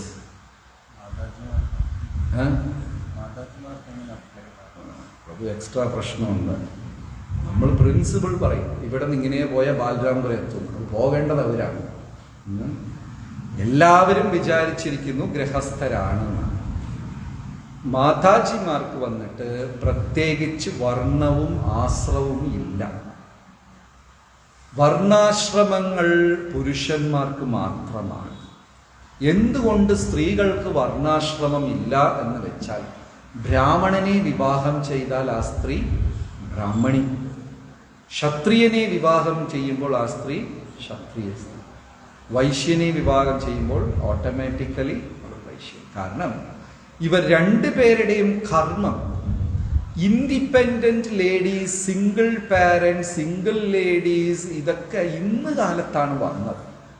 വേദകാലത്ത് അങ്ങനെ ഒരു സ്ഥാനമേ ഇല്ല. 10-13 വയസ്സ് വരെ അച്ഛൻ്റെ കൂടെയായിരിക്കും. 13 വയസ്സിൽ കല്യാണം കഴിച്ചിട്ട് പോയാൽ പിന്നെ മരിക്കുന്നത് വരെയും ആരുടെ കൂടെയായിരിക്കും? ഭർത്താവിൻ്റെ കൂടെയായിരിക്കും. അപ്പോൾ അവർക്ക് പ്രത്യേകിച്ച് വർണ്ണാശ്രമങ്ങളില്ല. ഇന്നാണ് ആ പ്രശ്നമൊക്കെ വന്നത്. എന്താണ്? സിംഗിൾ പാരന്റ് ഉണ്ട്, സിംഗിൾ ലേഡീസ് ഉണ്ട്, ഒറ്റയ്ക്കുള്ളവരുണ്ട്, ഡിവോഴ്സീസ് ഉണ്ട്. അങ്ങനെയൊക്കെ ഒരു ഒറ്റയ്ക്ക് സമൂഹത്തിൽ ജീവിക്കുന്ന ഒരു കാലഘട്ടം. അങ്ങനെ ഒരു അവസരം അന്ന് വന്നിട്ടില്ല. അപ്പോൾ ഓട്ടോമാറ്റിക്കലി അവര് ഹസ്ബൻഡിൻ്റെ കൂടെ ചേർന്ന് ഒത്തൊരുമിച്ച് ജീവിക്കും. ഹസ്ബൻഡിൻ്റെ കർമ്മവാസനകൾ അവർക്കും ബാധകമാണ്. ഇൻഡിപെൻഡൻ്റ് ആയിട്ട് അവരന്ന് ഒന്നും ചെയ്തിട്ടില്ല. വേദം അതിനെ അനുവദിച്ചിട്ടില്ല. അതുകൊണ്ട് അവരെ തള്ളിക്കളയുന്നതോ തരം താഴ്ത്തുന്നതോ അല്ല. ഒരു കുട്ടിയുടെ അടുത്ത് നമ്മളെ വലിയ കാര്യം ഏൽപ്പിക്കാതിരിക്കുന്നത് പോലെ. എന്നാൽ അവിടെയും എക്സെപ്ഷൻസ് ഉണ്ട്. ജാഹ്നവമാത, ആണ്ടാൾ, ഇങ്ങനെ എക്സെപ്ഷൻസ് ഉണ്ടായിട്ടുണ്ട് എല്ലാ സ്ഥലത്തും. സാധാരണ ആൾക്കാർ അങ്ങനെയല്ല. സ്ത്രീകൾക്ക് സന്യാസം എന്ന് പറയുന്ന സംഭവമേ ഇല്ല. കാരണം അവർക്ക് ഇമോഷണൽ അറ്റാച്ച്മെന്റിൽ ഇരുന്ന് വെളിയിൽ വരാൻ പറ്റില്ല. അച്ഛനാണോ കുഞ്ഞുങ്ങളുടെ അടുത്ത് സ്നേഹം കൂടുതൽ, അമ്മയ്ക്കാണോ കൂടുതൽ? അമ്മയ്ക്കാണ്. നമ്മൾ എത്രയോ പേര് കാണുന്നുണ്ട്, മക്കളെല്ലാം ആക്സിഡന്റിൽ മരിക്കുന്നതൊക്കെ, പാരൻസ് ഒക്കെ. അച്ഛൻ 2 ആഴ്ച കഴിഞ്ഞോണ്ട് എല്ലാം നോർമലായിട്ട് പണിക്കൊക്കെ പോകും. അമ്മമാർ ചിലപ്പോൾ 1 വർഷം 2 വർഷം ആയാലും അവർക്ക് ആ വേദനയിൽ നിന്ന് വെളിയിൽ വരാൻ പറ്റില്ല. സോ അവർക്ക് സന്യാസം എന്ന് പറയുന്ന സാധനമേ അവിടെ അപ്ലിക്കബിളേ അല്ല. അങ്ങനെയൊന്നും ചിന്തിക്കാൻ പറ്റില്ല അവർക്ക്. മനസ്സിലായി? അവര് സന്യാസം എടുത്തിട്ട് ഇങ്ങനെ ഹരേ കൃഷ്ണൻ കണ്ടും പിടിച്ചിട്ട് പോകുമ്പോൾ അവിടെ ഒരു നല്ല ഭംഗിയായിട്ട് ഒരു അച്ഛയോ ക്യൂട്ട് ബേബി എന്ന് പറഞ്ഞാൽ അവരങ്ങോട്ട് പോകും. സ്വാഭാവികം അല്ലേ? അതങ്ങനെയാണ്. സോ ഓരോരുത്തർക്കും ഓരോ ഡ്യൂട്ടിയും റോളും ഉണ്ട്. അതുകൊണ്ട് ഒന്നും താഴ്ന്നതോ ഒന്നും ഉയർന്നതോ അല്ല. ആ റോൾ ആ വ്യക്തികൾ പെർഫെക്റ്റ് ആയിട്ട് ചെയ്യുമ്പോൾ അത് മനോഹരമായി. സോ ലേഡീസിന് ഇങ്ങനെ ഇല്ല. അത് ആരുടെ കൂടെ ജീവിക്കുന്നു അവരെ ബേസ് ചെയ്ത് അതങ്ങ് ഒരുമിച്ച് പോകും. ഓക്കെ, ഇനി അടുത്തത് കള പറിക്കുക. അടുത്ത ഉറക്കം വരുന്ന എല്ലാവർക്കും നിർത്തണോ? അടുത്തത് കള പറിക്കുക. ചെടി നട്ടുവെച്ചാൽ ആ ചെടി വേഗത്തിൽ വളരുന്നതിനേക്കാളും സ്പീഡിൽ ഏത് വളരും? കളകൾ വളരും. ഭക്തിയിലായാലും ആ ഒരു പ്രശ്നമുണ്ട്. അഹം എന്ന ഭാവം വന്നോളൂ. ഏതെങ്കിലും ഒരു സേവനം നിത്യം നിരന്തരം ശാശ്വതമായി കുറച്ച് ദിവസം ചെയ്യുന്നപ്പോൾ തന്നെ അഹം എന്ന ചിന്ത വന്നോളൂ. 4 ദിവസം ജപിച്ചു കഴിഞ്ഞാൽ എൻ്റെ ജപത്തിനെ പോലെ ഇവിടെ വേറെ ആർക്കും ജപമില്ല. ഒരാഴ്ച എന്തെങ്കിലും ഒരു സേവനം, എന്നെപ്പോലെ ഇതൊന്നുമില്ല. ഞങ്ങളിത് ചെയ്യുന്ന കൊണ്ടാണ് ഇവിടെ ഇത്. അവിടെ അഹം എന്ന ഫീലിംഗ് അറിയാതെ ഭക്തി വിചാരിച്ചാണ് വെള്ളം ഒഴിക്കുന്നത്. പക്ഷെ ഭക്തിച്ചെടി പൊങ്ങയില്ല. ഈ കളയെല്ലാം കൂടെ അങ്ങ് സ്പീഡി അങ്ങ് പൊങ്ങിപ്പോകും. വല്ലാത്തൊരു അസുഖമാണ് അത്. ജഗന്നാഥിന്റെ കൂടെ സുദർശന ചക്രം തൻ്റെ രൂപം നഷ്ടപ്പെടുത്തിയ കഥ. സുദർശന ചക്രം എപ്പോഴും ഏത് രൂപത്തിലാണ്? ചക്രം. പക്ഷെ ജഗന്നാഥിന്റെ അടുത്തുള്ള സുദർശന ചക്രത്തിന് എന്ത് രൂപമാണ്? ഒരു കോല് പോലെ ഉണ്ടാവും. ആ സർക്കിൾ പോയി. എന്തുകൊണ്ടാ? അതേ സുദർശൻ വന്നിട്ട് ഒരു ഇസ്കോൺ ഡിവോട്ടി ആയിരുന്നു. ജഗന്നാഥ് ഒരു ദിവസം പറഞ്ഞു സുദർശനെ വിളിച്ചിട്ട്, ഈ കടല് ഭയങ്കര ശബ്ദം ഉണ്ടാക്കുന്നു, നീ ഹിമാലയത്തിൽ ചെന്ന് തപസ്യ ചെയ്യുന്ന ഹനുമാനെ വിളിച്ചുകൊണ്ട് വാ. ഹനുമാനാണെങ്കിൽ പണ്ടേ പരിചയമുണ്ട് സമുദ്രത്തിനെ നിയന്ത്രിച്ച്. ഈ സമുദ്രത്തിനെ നിയന്ത്രിക്കും, എനിക്ക് സമാധാനമായിട്ട് ഉറങ്ങാം. കാരണം സമുദ്രം എൻ്റെ ഫാദറിനുള്ള അമ്മായച്ഛനായതുകൊണ്ട് ഒന്നും പറയാനും പറ്റില്ല. ലക്ഷ്മി ദേവി എതിന്നാ വന്നത്? സമുദ്രത്തിൽ നിന്നാണ്. ഹനുമാൻ അപ്പൊ സുദർശനൻ വിളിച്ചു. വിചാരിച്ച് ഞാൻ അടുത്ത് നിൽക്കുമ്പോ എന്നെ വിട്ടിട്ട് എന്തിനാണ് ഹിമാലയത്തിലുള്ള ഇതിനെ വിളിച്ചത്? ഈ ഒരു കോംപ്ലക്സ് നമ്മളെല്ലാവർക്കും ഉണ്ട്. സേവനം കഴിഞ്ഞാൽ എൻ്റെ പേര് പറഞ്ഞില്ല, അവര് എന്നെക്കാൾ എന്ത് ചെയ്ത് അവരെ പേര് പറഞ്ഞു, അവരെ വിളിക്കേണ്ട കാര്യം. അല്ലെങ്കിൽ നമ്മളെ ഒന്നും ഇങ്ങനത്തെ അലയടിക്കുന്ന ചിന്തകൾ നമുക്കുണ്ടോ ഇല്ലേ? സെയിം സുദർശന ചക്രത്തിനുണ്ടായി. ഞാൻ തൊട്ടടുത്തിരിക്കുമ്പോൾ ഈ സേവനം ചെയ്യാൻ ഹിമാലയത്തിൽ കിടക്കുന്ന ഹനുമാനെ വിളിക്കേണ്ട കാര്യം എന്താ? അവിടെ ചെന്ന് എങ്ങനെയാ വിളിച്ചത് ഹനുമാൻ? ജഗന്നാഥ് സ്വാമി വിളിക്കുന്നു. അത്യാവശ്യമൊന്നുമില്ല കേട്ടോ, അതൊക്കെ വന്ന തിരക്കുള്ള കാര്യമൊന്നുമില്ല. സമുദ്രത്തിനെ ഒന്ന് കൺട്രോൾ ചെയ്യണം. അത് ഞാനും ചെയ്യാവുന്നതാണ്, എന്താണെന്ന് അറിയില്ല. ജഗന്നാഥ് സ്വാമി വിളിച്ച് നീ പതുക്കെ വന്നാൽ മതി. അവതരിപ്പിച്ച വിധം കണ്ടില്ലേ? അതിൽ തന്നെ ആ അസൂയ പ്രകടമായി. ഹനുമാനും വിചാരിച്ച് പയ്യെ പോയാൽ മതി, പതുക്കെ വന്നു. ജഗന്നാഥിന് അങ്ങ് ദേഷ്യം. അപ്പോ ഹനുമാൻ പറഞ്ഞു, ഇങ്ങനെയാണ് എൻ്റെ അടുത്ത് കാര്യം പറഞ്ഞു. ഉടനെ ജഗന്നാഥ് സ്വാമി സുദർശനത്തിനെ ശപിച്ചു, നിന്റെ ആ ചക്ര ആകൃതി നഷ്ടപ്പെട്ടു പോകട്ടെ. കോംപ്ലക്സ്, ഞാൻ വലുത്, അവര് വലുത്, അവര് ചെറുത്, ഇവര് ചെറുത്, അത് ഇത്. ഒരു സാമ്പാർ ഉണ്ടാക്കുമ്പോൾ മഞ്ഞപ്പൊടിയും മുളക് പൊടിയും ഉപ്പും കൂടെ മത്സരിച്ച സാമ്പാർ ഉണ്ടാവും. എല്ലാരും കറക്റ്റായിരുന്നാലല്ലേ സാമ്പാർ ഭംഗിയാവുള്ളൂ. ഉപ്പ് വിചാരിച്ചു എല്ലാരും എന്നെ ശ്രദ്ധിക്കണം, ഞാൻ കുറച്ച് കൂടുതൽ ചാടാം. മുളക് പൊടി വിചാരിച്ചു എന്റെ കുറച്ച്, എല്ലാ സാമ്പാർ അവസാനം എന്താണ്? എല്ലാം കൂടാനും പാടില്ല, കുറയാനും പാടില്ല. അതേ ആ ഭക്തൻ ഞാൻ എന്താണ്, എൻ്റെ റോൾ എന്താണെന്ന് മനസ്സിലാക്കി ഭഗവത് പ്രീതിക്കാണ് ഞാനിത് ചെയ്യുന്നത്, എൻ്റെ അഹങ്കാരം തൃപ്തിപ്പെടുത്താനല്ല എന്ന് ബോധ്യപ്പെട്ടിട്ട് കൂടാനും കുറയാനും പാടില്ല, കൃത്യം ചെയ്തു കഴിഞ്ഞാൽ എല്ലാവരും ഒത്തൊരുമിച്ച് വെച്ച് ചെയ്യുമ്പോൾ അത് മനോഹരമായ ഒരു സദ്യയായി മാറും. അഹമെന്ന ഭാവം വേറെ എല്ലാം കുറഞ്ഞാലും ഇതങ്ങ് കേറി. അഹം, ഞാൻ വലിയ പ്രീച്ചറാണ്, ഞാൻ വലിയ പാട്ടുകാരനാണ്, ഞാൻ വലിയ നേതാവാണ്, ഞാൻ വലിയ ഇതാണ്, എനിക്ക് ഗീതയിൽ 12 ശ്ലോകം കാണാതെ അറിയാം, അതറിയാം, ഇത് ഞാൻ. ഒരുപാട് ഉദാഹരണങ്ങളുണ്ട്. സമയം കുറവായതുകൊണ്ട് നമ്മൾ അതിലേക്കൊന്നും പോകുന്നില്ല. ലാസ്റ്റ് പോയിന്റ് ഏതാണ്? നല്ല ഭൂമിയാണ്, വിത്തിട്ടു, മനോഹരമായ ഒരു വേലിയും കെട്ടി, നല്ല സപ്പോർട്ടും വെച്ച് വള്ളിച്ചെടി മേലെ വളർന്നുകൊണ്ടിരിക്കുന്നു, കറക്റ്റ് വെള്ളം ഒഴിക്കുന്നു, സൂര്യപ്രകാശമുണ്ട്, എല്ലാം ഉണ്ട്. ആ വഴി കൂടെ ഒരു മതയാന ഓടി വന്ന എന്ത് ചെയ്യും? ഈ ചെടിയുടെ ഗതി എന്താകും? എല്ലാം ശരിയാണെങ്കിലും ഒരു മതയാന ഓടി വന്നു കഴിഞ്ഞാൽ ഇതെല്ലാം കൂടെ പറച്ചങ്ങ് കളയും. മത ആന എന്ന് പറയുന്നത് വൈഷ്ണവർക്ക് നേരെ അപരാധം ചെയ്യുക എന്നുള്ളതാണ്. ഇതെല്ലാം കൃത്യം ചെയ്തു, ശ്രവണ കീർത്തനം കൃത്യം ചെയ്തു, സാധന കൃത്യം ചെയ്തു, സത്സംഗം കൃത്യം ചെയ്തു, എല്ലാം കൃത്യമായി ചെയ്തു. പക്ഷേ വൈഷ്ണവരെ കുറിച്ച്, കൃഷ്ണഭക്തരെ കുറിച്ച്, കൃഷ്ണന് സേവനം ചെയ്യുന്ന വ്യക്തികളെ കുറിച്ച് നിന്ദിച്ച് പറയുമ്പോൾ എന്ത് സംഭവിക്കും? ഈ മതാന ഓടി വരുമ്പോൾ വള്ളിച്ചെടി എന്തിനു കൊള്ളാം? ഒരു ചവിട്ടി എല്ലാം കൂടെ പോകും. അത് വേരോട് ഉന്മൂലനമാക്കി പോകും. കൃഷ്ണ ഭഗവാന് പോലും അത് സോൾവ് ചെയ്യാൻ പറ്റില്ല. ഭാഗവതത്തിൽ ഏത് കഥയാണ്? അപരാധം ചെയ്ത വ്യക്തിയെ ഭഗവാൻ പോലും ഉപേക്ഷിച്ചു. ഏത് കഥയാണ്? അംബരീഷ്, ദുർവാസാവ് അംബരീഷിന് നേരെ അപരാധം ചെയ്തു. ദുർവാസാവ് ഓട്ടത്തോട് ഓട്ടം. ഇന്ദ്രന്റെ അടുത്ത് പോയപ്പോൾ ഇന്ദ്രൻ വാതിലടച്ച് നോ എൻട്രി എഴുതി വെച്ചു. എനിക്കറിഞ്ഞു. ശിവൻ അവിടെ നിന്ന് സ്ഥലം വിട്ടു, ബ്രഹ്മാവ് സ്ഥലം, എല്ലാവരും ഉപേക്ഷിച്ചു. അവസാനം ഭഗവാന്റെ അടുത്ത് ചെന്നപ്പോ ഭഗവാനും ഉപേക്ഷിച്ചു ദുർവാസാവിനെ. ദുർവാസ പിന്നെ ആരെ കാലിൽ വന്നു വീണു? അംബരീഷിന്റെ കാലിൽ വന്നു വീണു. എന്താണ് ഇതിന് സൂചന? ഞാൻ അപരാധം ചെയ്യുന്നുണ്ടോ? ഈസി ആയിട്ട് കണ്ടുപിടിക്കാം. എന്താണ്? ജപത്തിലുള്ള ടേസ്റ്റ് കുറയും. ദിവസവും ജപിച്ചുകൊണ്ടിരിക്കുന്ന ആൾക്ക് പെട്ടെന്ന് അതിലെന്തോ ഒരു ടേസ്റ്റ് കുറയും. അപ്പൊ ചെറിയ എന്തോ ഒരു അപരാധം ചെയ്തു, പിന്നെ ജപിക്കാൻ തോന്നില്ല, ഭക്തരെ കാണാൻ തോന്നില്ല, ഇവരിന്ന് അകന്നു പോകാൻ തുടങ്ങും. അപ്പോൾ കാര്യമായ അപരാധം ചെയ്തു എന്നർത്ഥം.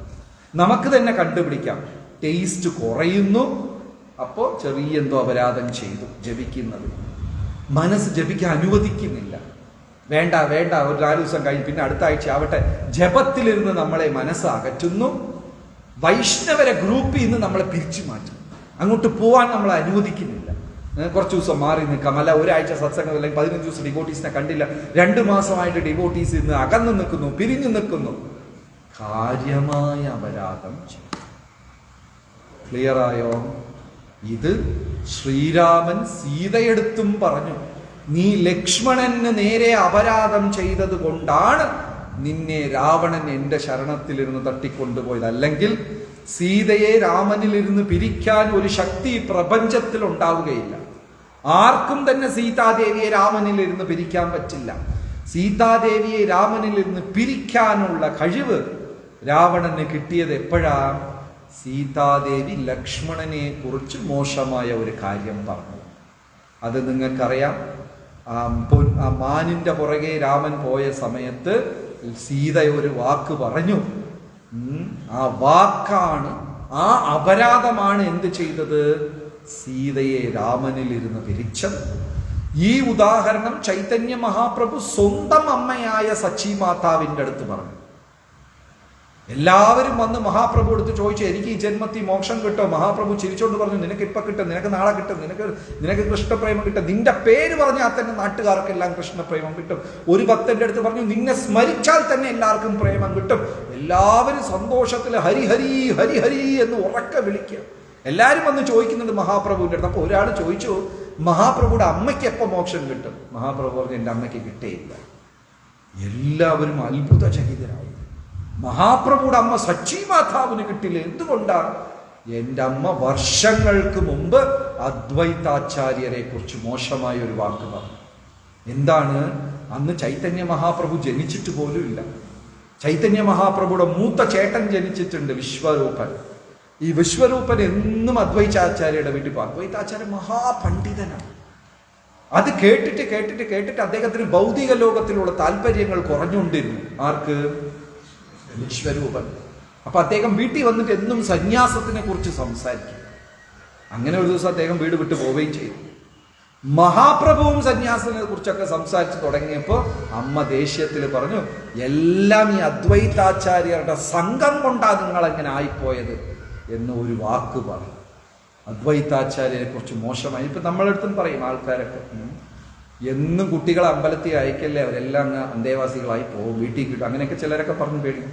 നമുക്കെല്ലാം അറിയാവും എത്ര പിടിച്ചു നിർത്തിയാൽ ഇവിടെ ആരും നിൽക്കൂലെന്നുള്ളത്. ഇങ്ങനെയൊക്കെ ചില വീട്ടുകാരൊക്കെ പറഞ്ഞു വിടാറുണ്ട്. അദ്വൈതാചാര്യർക്ക് നേരെ വഴക്കുണ്ടാക്കിയ സച്ചി മാത മഹാപ്രഭു ചൂണ്ടിക്കാണിച്ചു. വൈഷ്ണവ ഭ്രാതം. ഭഗവാനെ സേവനം ചെയ്യുന്നവർ, ഭഗവാന് വേണ്ടി ജീവിതം ഒഴിഞ്ഞു വെച്ചവർ, ഭഗവാന് വേണ്ടി നിത്യസേവനം ചെയ്യുന്നവർ, ഭഗവാനെ ഗതിയെന്ന് ജീവിക്കുന്നവർ, നിരന്തരം നാമം ജപിക്കുന്ന വ്യക്തികൾ, ഇവരെക്കുറിച്ചൊക്കെ പറഞ്ഞാൽ ഭഗവാൻ അവൻ പറഞ്ഞത് ശരിയാണോ തെറ്റാണോ, അതിൽ എത്ര കാര്യഗൗരവം, ഇതൊന്നും നോക്കില്ല, അവന്റെ ഹൃദയത്തിൽ നിന്ന് അങ്ങ് ഇറങ്ങിപ്പോകും. പിന്നെ അയാൾക്ക് ജപത്തിൽ രുചി ഉണ്ടാവില്ല, സേവനത്തിൽ രുചി. അയാൾ ക്രമേണ ക്രമേണ ക്രമേണ ആ സത്സംഗത്തിൽ നിന്ന് അകന്നു പോകും. വർഷങ്ങളാ. പിന്നെ എത്ര അവർക്ക് തിരിച്ചു വരണമെന്ന് വിചാരിച്ചാലും അവർക്ക് വരാൻ പറ്റാണ്ടായി. അതുകൊണ്ട് അതാണ് മത ആന. അവസാനത്തെ കാര്യം, എല്ലാം ശരിക്ക് ചെയ്താൽ ആനയെ അകത്ത് വിട്ട ആ വള്ളിച്ചെടി കാണാതെ ആയിപ്പോകും. ഭക്തരെ നേരെ അപരാധം ചെയ്യരുത്. ചൈതന്യദാസ് എന്നൊരു പരമഭക്തൻ മഹാപ്രഭു സമാധിയായി. ചൈതന്യ മഹാപ്രഭു സമാധി ആയതിനു ശേഷം ആദ്യത്തെ ഗൗരനിതായി പ്രതിഷ്ഠ മായപ്പൂറിന്റെ അടുത്ത് അംബികാ കൽന എന്ന് പറയുന്ന സ്ഥലത്ത് നടക്കുന്നു. പോയവരാരെങ്കിലും ഉണ്ടോ? അംബികാ കൽന. ഇത് അവിടെയാണ് ആദ്യത്തെ ഗൗരനിതായി ചൈതന്യ മഹാപ്രഭുയുടെ പ്രതിഷ്ഠ നടക്കുന്നത്. അവിടെ ഒരു ഭക്തൻ ചൈതന്യദാസ് കണ്ണുനീരും ചൊരിഞ്ഞ ആനന്ദത്തിൽ ഇങ്ങനെ നൃത്തം വെച്ച് കീർത്തനം ചൊല്ലിക്കൊണ്ടിരിക്കുക. ഈ ഓൾട്ടറിൽ ശ്രീകോവിലിൽ ഇരുന്ന് ഗൗരിനീത്തായി ചാടാൻ തുടങ്ങി കീർത്തനം കേട്ടിട്ട്. കാരണം മഹാപ്രഭു സമാധിയായി കുറച്ച് വർഷങ്ങളിൽ ആദ്യത്തെ പ്രതിഷ്ഠയാ വിഗ്രഹ പ്രതിഷ്ഠ. ചാടാൻ തുടങ്ങി പതുക്കെ ഓൾട്ടറിൽ നിന്ന് ചാടി ഭക്തന്മാരുടെ ഇടയ്ക്ക് ഓടി നൃത്തം വെച്ചിട്ട് ഈ ചൈതന്യദാസിന്റെ ഹൃദയത്തിൽ കയറി എന്ന് മഹാപ്രഭു ഒളിച്ചു. അദ്ദേഹത്തിന് അന്നു മുതൽ പേര് ഹൃദയ ചൈതന്യദാസ് എന്നാണ് പേര്. കാണുമ്പോൾ തന്നെ മുഖമെല്ലാം ഇങ്ങനെ തേജസ് കൊണ്ട് ജ്വലിക്കും. മഹാഭക്തനായിരുന്നു അദ്ദേഹം. ഒരു ദിവസം ആ ഭക്തൻ തൻ്റെ ശിഷ്യനെ അടിച്ചു. അതൊരു വലിയ കഥയാണ്. ഒരു ദിവസം തൻ്റെ ശിഷ്യനെ, വേറെ ആരെയല്ല, ശിഷ്യനെ അടിച്ചു. അന്ന് രാത്രി അദ്ദേഹം ഹൃദയ ചൈതന്യദാസ് ഉറങ്ങുമ്പോൾ ഹൃദയത്തിലിരുന്ന് ചൈതന്യ മഹാപ്രഭു ഇറങ്ങിപ്പോകുന്ന സ്വപ്നം കണ്ടു. പോകുമ്പോൾ എങ്ങനെയാ? കൈകളിലും കാലുകളിലും ചോര. മഹാപ്രഭു ഇറങ്ങിപ്പോവാ. ചൈതന്യദാസ് നിലവിളിക്കും, പോകരുത് പോകരുത് എന്ന് പറയുമ്പോൾ മഹാപ്രഭു പറയും, നിന്റെ ഹൃദയം ഇപ്പോൾ താമരയല്ല, കള്ളിച്ചെടിയാണ്. അതിലെനിക്ക് സമാധാനമായിട്ട് നിൽക്കാൻ പറ്റില്ല എന്ന് ഇറങ്ങി. അപ്പോൾ ഏറ്റവും ശ്രദ്ധിക്കേണ്ട കാര്യം എന്താണ്? എട്ടാമത്തത്, ആദ്യം തൊട്ട് ഈ വള്ളിച്ചെടി നമുക്ക് എല്ലാവർക്കും കിട്ടി, ബീജം കിട്ടി. ആദ്യത്തെ വിഷയം ബീജം എന്ന് പറഞ്ഞാൽ ഗുരു കടാക്ഷം. ആ ഗുരു കടാക്ഷത്തിനെ എങ്ങനെ സൂക്ഷിക്കാം? ഗുരുവിൻ്റെ നിർദ്ദേശം പാലിക്കുമ്പോൾ നമ്മൾ സൂക്ഷിക്കാം. രണ്ടാമത്തത് സൂര്യപ്രകാശം. സൂര്യപ്രകാശം എന്ന് പറയുമ്പോൾ ഭഗവാന്റെ അനുഗ്രഹം. അതിനെ എങ്ങനെ സൂക്ഷിക്കാം? ആരോടും ഇതില്ല, സമഭാവന, എല്ലാവരുടെ തെറ്റും പൊറുക്കുമ്പോൾ നമുക്കത് സൂക്ഷിക്കാം. 3ഉം 4ഉം വേലിയും സപ്പോർട്ടും. ഇതേതാണെന്ന് വെച്ചാൽ 4 യമനിയമങ്ങളും സത്സംഗവും. ഇത് ചെയ്യുന്നത് കൊണ്ട് ആ ചെടി സംരക്ഷിക്കപ്പെടും. പിന്നെ അതിൻ്റെ അടുത്തത് വെള്ളമൊഴിക്കൽ. അത് ശ്രവണകീർത്തനം ആണ് ആ വള്ളിച്ചെടിക്ക് വെള്ളമൊഴിക്കുന്നത്. 7ാമത്തത് മണ്ണിൻ്റെ വളം. ഞാൻ ആരാണെന്നുള്ള തിരിച്ചറിവുണ്ടാകണം. 8ാമത്തത് കള പറിക്കുക. ഇതിൻ്റെ ഇടയ്ക്ക് വേണ്ടാതെ അഹം, ഞാനാണ് എന്നുള്ള ഇതെല്ലാം അങ്ങ് കയറി വരും. 7ാമത്തത്. 8ാമത്തത് അപരാധം, മത ആന. ഇതിനെ വിട്ട ചെടിയോടങ്ങ് പോകും. ഇത് 8 പോയിന്റ്സ് ആണ്. ഇത് നമ്മുടെ ജീവിതമൊന്നും നിങ്ങൾ അറിയാത്ത പുതിയ കാര്യമേ അല്ല. ഇതെല്ലാം നമുക്കറിയാവുന്ന കാര്യമാണ്. പക്ഷെ പരസ്പരം അങ്ങോട്ടും ഇങ്ങോട്ടും ഓർമ്മിപ്പിക്കൽ നടക്കുമ്പോൾ അതിൽ കുറെ കൂടെ സാക്ഷാത്കാരം ഉണ്ടാകും. ഇത് കൃത്യമായി പാലിച്ചു കഴിഞ്ഞാൽ ഭക്തിയിൽ നമുക്ക് ഉയരാൻ സാധിക്കും. ഹരേ കൃഷ്ണ. ശ്രീല പ്രഭുപാദ കീ. എന്തെങ്കിലും ക്രിസ്റ്റീൻ എന്തെങ്കിലും ഉണ്ടോ?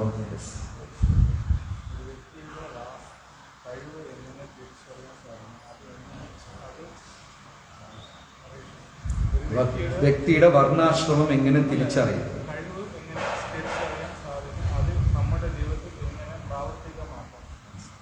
അതായത് വർണ്ണാശ്രമമാണ് ഉദ്ദേശിക്കുന്നെങ്കിൽ നമ്മൾ എപ്പോഴും ഉയർന്ന ഭക്തന്മാരുടെ ഗൈഡൻസ് എടുക്കുമ്പോൾ അവർക്ക് അറിയാൻ പറ്റും.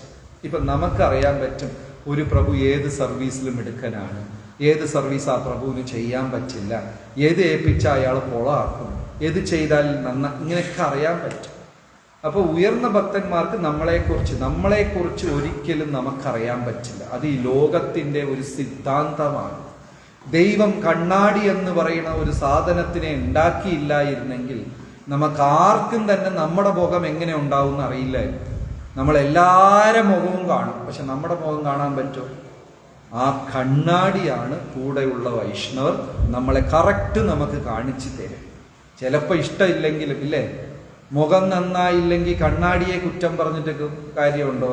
അതേപോലെ വൈഷ്ണവർ വന്ന് നിനക്ക് ഇത് കൂടുതലാ, ദേഷ്യം കൂടുതൽ എന്നൊക്കെ പറയുമ്പോൾ അവരെടുത്ത് ദേഷ്യപ്പെട്ടിരിക്കുക, അവർ കണ്ണാടിയാണ്. അപ്പോൾ അവരെ കൂടെ കൂടുമ്പോൾ ക്രമേണ നമുക്ക് മനസ്സിലാകും എൻ്റെ എന്താ ബലം, എൻ്റെ ബലഹീനം എന്താണ്, ബലം എന്താ, അത് കൂടുതൽ ചെയ്യണം, ബലഹീനത ഉള്ള സ്ഥലത്ത് പോകാതിരിക്കുക, മനസ്സിലാക്കി നമ്മൾ ഉയരാൻ സാധിക്കും. വൈഷ്ണവരെ നിർമ്മിക്കുന്നതാണ് വൈഷ്ണവരാണ്. ലോക വ്യവഹാരത്തിൻ്റെ ഭാഗമായിട്ട് ചിലപ്പം ചില കാര്യങ്ങളിൽ അങ്ങോട്ടും ഇങ്ങോട്ടും തർക്കങ്ങൾ സംഭവിക്കും രണ്ട് വൈഷ്ണവർ തമ്മിൽ. അപ്പൊ അതിന്റെ ഭാഗമായിട്ട് അത് വൈഷ്ണവ അപരാധമായി വരും. വരും. എപ്പോഴെന്ന് വെച്ചാൽ ഒരു തർക്കം നടക്കുന്നു. ഒരാൾ പറയുന്നു ഇടതാണ് വലുത്, ഒരാൾ പറയുന്നു വലതാണ് വലുത്. ഇങ്ങനെ സംസാരിച്ചു. അത് കഴിഞ്ഞപ്പോൾ ഒരു തീരുമാനം, രണ്ടും ചെയ്യാൻ പറ്റൂലല്ലോ. ഇപ്പോൾ രഥം ഇവിടെ നിന്ന് എടുക്കുന്നു, രഥോത്സവം ആണ്. ചിലർ പറയുന്നു ഇടത്തോട്ട് തിരിയണം, ചിലർ പറയുന്നു വലത്തോട്ട് തിരിയണം. പക്ഷെ നമുക്ക് രണ്ട് സൈഡ് ഒരേ സമയത്ത് പോകാൻ പറ്റില്ല. അപ്പോൾ അവസാനം കമ്മിറ്റി തീരുമാനിച്ചു വലത്തോട്ട് പോവാം. അപ്പൊ ഇടത്തോട്ട് പോകണമെന്ന് പറഞ്ഞവനെല്ലാം ദേഷ്യമായി. അവൻ കാരണമാണ് മൊത്തം ഇതായി. അത് മനസ്സിൽ വെച്ച് വളർത്തുമ്പോൾ അത് അപരാധം. നമ്മൾ ചർച്ച നടത്തി, ചിലർ ഇടത്ത് നല്ലതാണെന്ന് പറഞ്ഞു, ചിലത് വലത് നല്ലതാണ്. ശരി, എല്ലാവരും തീരുമാനിച്ച വലത്. ഇനി എന്താണ്? പൂർണ്ണ മനസ്സോട് നമ്മൾ അതിൽ യോജിക്കണം. അഭിപ്രായ വെറൈറ്റി ഉണ്ടാകും. അല്ലെങ്കിൽ ദൈവം എന്തിനാണ് ഇഡ്ഡലി, ദോശ, പിന്നെ തലേന്ന് ഇഡ്ഡലി, ഇന്നത്തെ ഉപ്പുമ, നാളത്തെ വട? വെറൈറ്റി ദൈവം ഉണ്ടായിരുന്നു. വെറൈറ്റി ഈ ലോകത്തിലുണ്ട്. പല കോമ്പിനേഷനിൽ ആൾക്കാരുണ്ടാകും. ചർച്ച മീറ്റിംഗ് നടത്തി കഴിഞ്ഞാൽ രഥയാത്ര ഒരാൾ പറയും ഇടത്തോട്ട് തന്നെ പോകണം, അല്ലെങ്കിൽ രഥയാത്ര നടത്തുന്നത് വേസ്റ്റാണ് എന്ന് പറയും. ഒരാൾ പറയും വലത്തോട്ട് തന്നെ പോകണം, അല്ലെങ്കിൽ രഥയാത്രയെ വേസ്റ്റാണ്. ഇത് ചർച്ച മൂന്നാമത്തെ എന്ന് പറയും ഈ സമയത്ത് രഥയാത്ര നടത്തുന്നതേ വേസ്റ്റാണെന്ന് പറയും. നമ്മൾ അത്ഭുതം, ഇത് ഇങ്ങനെയൊക്കെ ചിന്തിക്കും ആൾക്കാർ. ഇത് വെറൈറ്റി ഉണ്ട്. പക്ഷേ അത് കഴിഞ്ഞ ഒരു തീരുമാനം വരുമ്പോൾ എല്ലാവരും പൂർണ്ണമായി അതിൽ യോജിക്കാം. എൻ്റെ യുക്തി പറയുമായിരിക്കും അത് തെറ്റാണെന്ന്, പക്ഷെ അതിൽ കാര്യമില്ല. അതിനെ മാറ്റി വെച്ചിട്ട് അതാണ് ശരണാഗതി. നമ്മൾ അതിലേക്ക് യോജിക്കാം. അഭിപ്രായ വ്യത്യാസങ്ങളാകാം. അത് ദേഷ്യമായിട്ടും അസൂയയായിട്ടും നീരസമായിട്ടും മാറാതെ ഞാൻ കാത്തു സൂക്ഷിക്കാം.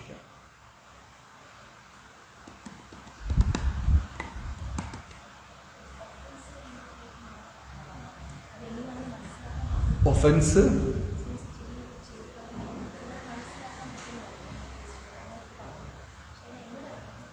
ഒഫൻസ് ചെയ്തിട്ടുണ്ടെങ്കിൽ എങ്ങനെ മനസ്സിലാക്കും? ഈസി ആയിട്ട് മനസ്സിലാക്കും. എനിക്ക് ജപത്തിൽ രുചി കുറയും, സത്സംഗത്തിലിരുന്ന് മാറും, അകന്നു പോവാൻ തോന്നും, പിന്നെ വരാൻ തോന്നില്ല. അതൊക്കെ ഒഫൻസിന്റെ ഇതാണ്. പിന്നെ ഞാൻ ആരെടുത്ത് ഒഫൻസ് ചെയ്യണമെന്ന് പറഞ്ഞ് കണ്ടുപിടിക്കാൻ വലിയ ബുദ്ധിമുട്ടൊന്നുമില്ല. നമ്മൾ ആരെടുത്ത് വഴക്കുണ്ടാക്കി, ആരെക്കുറിച്ച് മോശമായി മനസ്സിൽ ചിന്തിച്ചു, ആരെക്കുറിച്ച് മോശമായി ഇനി ഒരാളുടെ അടുത്ത് വിമർശിച്ചു, ഈസി ആയിട്ട് അത് പിന്നെ ചിലരുണ്ട് രാവിലെ തൊട്ട് കാണുന്ന എല്ലാവരെ കുറിച്ചും പറയുമ്പോൾ അപ്പം ബുദ്ധിമുട്ടായിരിക്കും ഇതിൽ ആരുടെയാണ് ഒഫൻസ് ആയതെന്ന്. അല്ലാത്ത ഒരാൾക്ക് കണ്ടുപിടിക്കാനൊന്നും വലിയ ബുദ്ധിമുട്ടില്ല. പിന്നെ ഇതിന് ചില റെമഡീസ് ഉണ്ട്. എന്താണ്? ലൈറ്റായ ഒരു ഒഫൻസ്, നമ്മൾക്ക് ഒരാളെ കുറിച്ച് വേണ്ടായിരുന്നു ആ വിമർശനം, അങ്ങനെ ഒരു വിമർശനം പറഞ്ഞു, പക്ഷെ അത് ഒഴിവാക്കാമെന്നാൽ വലിയ പ്രശ്നമില്ല. അങ്ങനെ ഒരു കാര്യം നമുക്ക് ബോധ്യമാണെങ്കിൽ നമ്മൾ ആരെടുത്തും അറിയിക്കാണ്ട് ഒരു നേര ഊണങ്ങ് നമ്മൾ സ്കിപ്പ് ചെയ്യും. ഒരു ലഞ്ച്, എന്താ പ്രഭു ലഞ്ച് കഴിക്കുന്നില്ലേ? അതെ, ഞാൻ ഇന്നലെ ആ പ്രഭുവിനെ കുറിച്ച് മോശമായിട്ട് വിചാരിച്ചു, അതുകൊണ്ട് പ്രഭു ക്ലാസ്സിൽ പറഞ്ഞുകൊണ്ട് ഉച്ചയ്ക്ക് ഊണ് ഒഴിവാക്കാന്നില്ല. അത് പറയാനേ പാടില്ല. സൈലന്റ് ആയിട്ട് നമ്മൾ ഒരു ലഞ്ച് സ്കിപ്പ് ചെയ്യണം. അതിനെ ത്യാഗത്തിനെ പോയി പരസ്യമാക്കരുത്. അതൊക്കെ ലൈറ്റ് റെമഡീസാണ് നമ്മൾ. അതായത് ചെറിയ ചെറിയ അപരാധങ്ങൾ അങ്ങനെയൊക്കെ ഉണ്ടെങ്കിൽ അതൊക്കെ അതിൻ്റെ കൂട്ടത്തിൽ പോകും. ചിലപ്പോൾ അയാൾക്ക് തന്നെ അറിഞ്ഞിട്ടുണ്ടാവില്ല നമ്മൾ അവരെ കുറിച്ച് അങ്ങനെ സംസാരിച്ചോളൂ. അപ്പം അവരെന്ത് ചെയ്യുക, ഒരു ദിവസം വീട്ടിലൊക്കെ വിളിച്ചിട്ട് ഭക്ഷണമൊക്കെ കൊടുത്ത് അവരെ കാലിലൊക്കെ വീണ് എൻ്റെ മക്കളെ അനുഗ്രഹിക്കണമേ, അല്ലെങ്കിൽ പ്രഭു ഒരു 5 മിനിറ്റ് കീർത്തനം ചെയ്യുക, അങ്ങനെയൊക്കെ ചെയ്യുമ്പോൾ അവരും അറിഞ്ഞിട്ടില്ല ആ ചെറിയ ചെറിയ തെറ്റുകൾ ഇല്ലാണ്ട് അങ്ങ് ആകും. ഭുങ്ക്തേ ഭോജയത്തെ ശൈവ സദ്ബീർ പ്രീതി ലക്ഷണം, 6 കാര്യങ്ങൾ ചെയ്യുന്നതുണ്ട്. ഇങ്ങനെ അറിയാതെ ചെയ്യുന്നത്, വലിയ അപരാധം ചെയ്യുന്നത്, അത് രൂക്ഷമാണ്. ആ ഡിവോട്ടീനി എൻ്റെ കൈ കിട്ടിയാൽ ഞാൻ അടിച്ച് ഷേപ്പ് മാറ്റും. ഇങ്ങനത്തെയൊക്കെ വർത്താനം അതെല്ലാം രൂക്ഷമാണ്. ഇനി അയാളുടെ മുഖത്തൊന്നും ഇത് ചെയ്യില്ല. എൻ്റെ പട്ടി പോകും, എൻ്റെ പൂച്ച പോകും, ഇങ്ങനെയൊക്കെ ഉള്ളതൊക്കെ രൂക്ഷമാണ്. പതുക്കെ ഭഗവാൻ അവരുടെ ഹൃദയത്തിലിരുന്ന് അങ്ങനെ ചെയ്തതും തല്ലണം, വേറെ എന്താ ചെയ്യാൻ? അതൊക്കെ വളരെ ഓവറാണ്. നമ്മളൊന്നും ചെയ്യേണ്ട, അവർക്ക് തന്നെ അതിൽ ജപത്തിൽ രുചി പോയിക്കോളും, അവർ സമൂഹം വിട്ടു പോകും. പക്ഷെ നമ്മളെ ഡ്യൂട്ടി എന്താണ്? അവരെയും പോയി തിരിച്ച് സ്നേഹത്തോട് വിളിച്ചുകൊണ്ട് വരണം. ചെയ്തു പോയി എന്ത് ചെയ്യാനാ? തിരിച്ച് അവരെ കൊണ്ടുവരണം. അവർക്ക് ഒരു ഭക്തനെ മോശമായി നമ്മൾ എന്തെങ്കിലും പറഞ്ഞിട്ടുണ്ടെങ്കിൽ അടുത്ത ദിവസം രാവിലെ ജപം വർക്കൗട്ട് ആവില്ല. എത്ര പേർക്ക് ആ എക്സ്പീരിയൻസ് ഉണ്ട്? ജപമാല കയ്യിലുണ്ടാവും, മാല ഓടിക്കൊണ്ടേയിരിക്കും, ഫുൾ ടൈം അത് തന്നെ നമ്മൾ ചിന്തിച്ചുകൊണ്ടിരിക്കും. അങ്ങനെയൊക്കെ എക്സ്പീരിയൻസ് വരാം.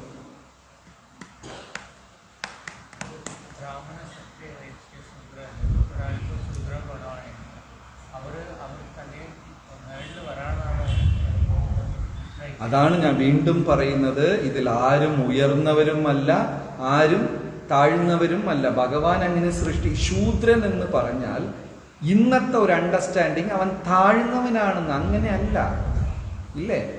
നാട്ടിലുള്ള 10 പേര് രാജാവാണെങ്കിൽ പിന്നെ പ്രജ ആരാണ്? എല്ലാവരും രാജാവായാൽ ഇല്ലേ? അവരും ആവശ്യമാണ്.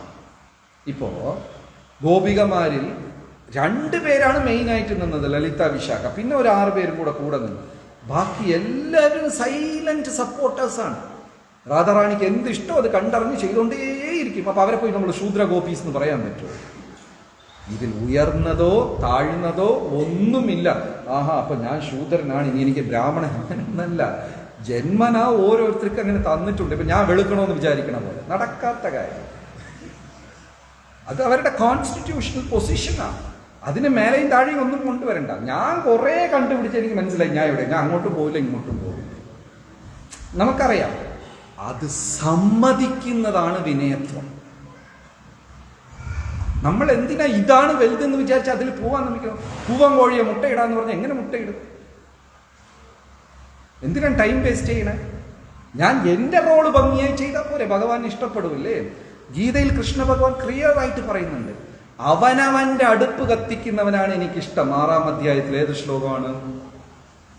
അർജുനൻ ചോദിക്കുന്നു, സന്യാസാശ്രമമാണോ വലുത് ഗൃഹസ്ഥാശ്രമം? ആൻസർ ഇല്ലേ? He has to lit his. ഏത് ശ്ലോകം? അവനവന്റെ കർമ്മം ചെയ്യുന്നതാ എനിക്കിഷ്ടം. ക്ലിയർ ആയിട്ട് പറയും. നമ്മൾ എന്തിനാ അത് വലുത് ഇത് വലുത് ഇത് ചെറുത് ഞാൻ ഉയരണമെന്ന് വിചാരിക്കണം? എന്റെ റോൾ പെർഫെക്റ്റ് ആയിട്ട് ഞാൻ ചെയ്താൽ പോരെ. ഈ ചിന്തയാണ് ഈ സമൂഹത്തിൽ ഇംബാലൻസ് ഉണ്ടാക്കിയത്. എല്ലാവർക്കും ഡോക്ടറാവും, പിന്നെ നഴ്സാരാവും, എല്ലാവരും വേണ്ട ഈ സൊസൈറ്റി. ഇതിലൊന്നും വലുതുമല്ല, ഒന്നും ഭഗവാൻ തന്നെ വൈശ്യകുലത്തിലാണ് അവതരിച്ചത്. ശ്രീരാമചന്ദ്രമൂർത്തി ക്ഷത്രിയ കുലത്തിൽ അവതരിച്ചു. കൃഷ്ണ ഭഗവാനെ എവിടെയും മഹാരാജാവ് എന്ന അഭിസംബോധനയും ചെയ്തിട്ടില്ല. കംസന്റെ അടുത്ത് നിന്ന് രാജ്യം പിടിച്ചെടുത്തപ്പോഴും ഭഗവാൻ ആരുടെ കൈ കൊടുത്തു? ഉഗ്രസേനയൊക്കെ ഏൽപ്പിച്ചിട്ട് ഇന്ന് പോയി. ദ്വാരകയിൽ രാജാവായ ദ്വാരകയിൽ ഇരുന്നിട്ടേ ഇല്ല, കാട്ടിക്കിടന്നു ചുറ്റും. അവിടെ രാജ്യം ഭരിച്ച ഉദ്ധവരാണ്. ഭഗവാൻ വൈശ്യകുലത്തിലാണ്, ചൈതന്യ മഹാപ്രഭു ബ്രാഹ്മണ കുലത്തിലാണ്, രാമചന്ദ്രമൂർത്തി ക്ഷത്രിയ കുലത്തിലാണ്, വാമനമൂർത്തി ബ്രാഹ്മണ കുലത്തിലാണ്, വരാഹം ഏത് കുലത്തിലാണ്? വലുത് ചെറുതില്ല, എല്ലാവരും ആവശ്യം. പക്ഷെ സന്യാസാശ്രമം ഈ 8ലും വലുതാണ്. അതിന് മാത്രം ഒരു സ്ഥാനമുണ്ട്. 8 ഓർഡറിലും സന്യാസത്തിന് ഒരു വലിയ സ്ഥാനം.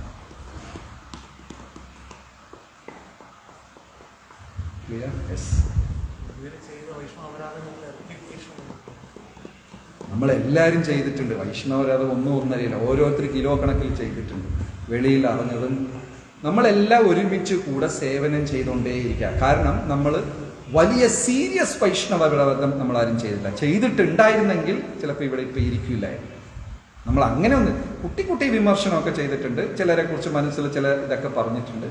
അതുകൊണ്ട് ചില ദിവസം നന്നായി ജപിക്കും, ചില ദിവസം ഉറങ്ങി ജപിക്കും, പിന്നെ 2 ദിവസം ജപം മോശമായിരിക്കും. അങ്ങനെ ഇനി അത് ചെയ്യാതെ സൂക്ഷിക്കുക. ഈ അസോസിയേഷനിൽ ഇരുന്ന് റിയലൈസ് ചെയ്ത് അത് ചെയ്യുക.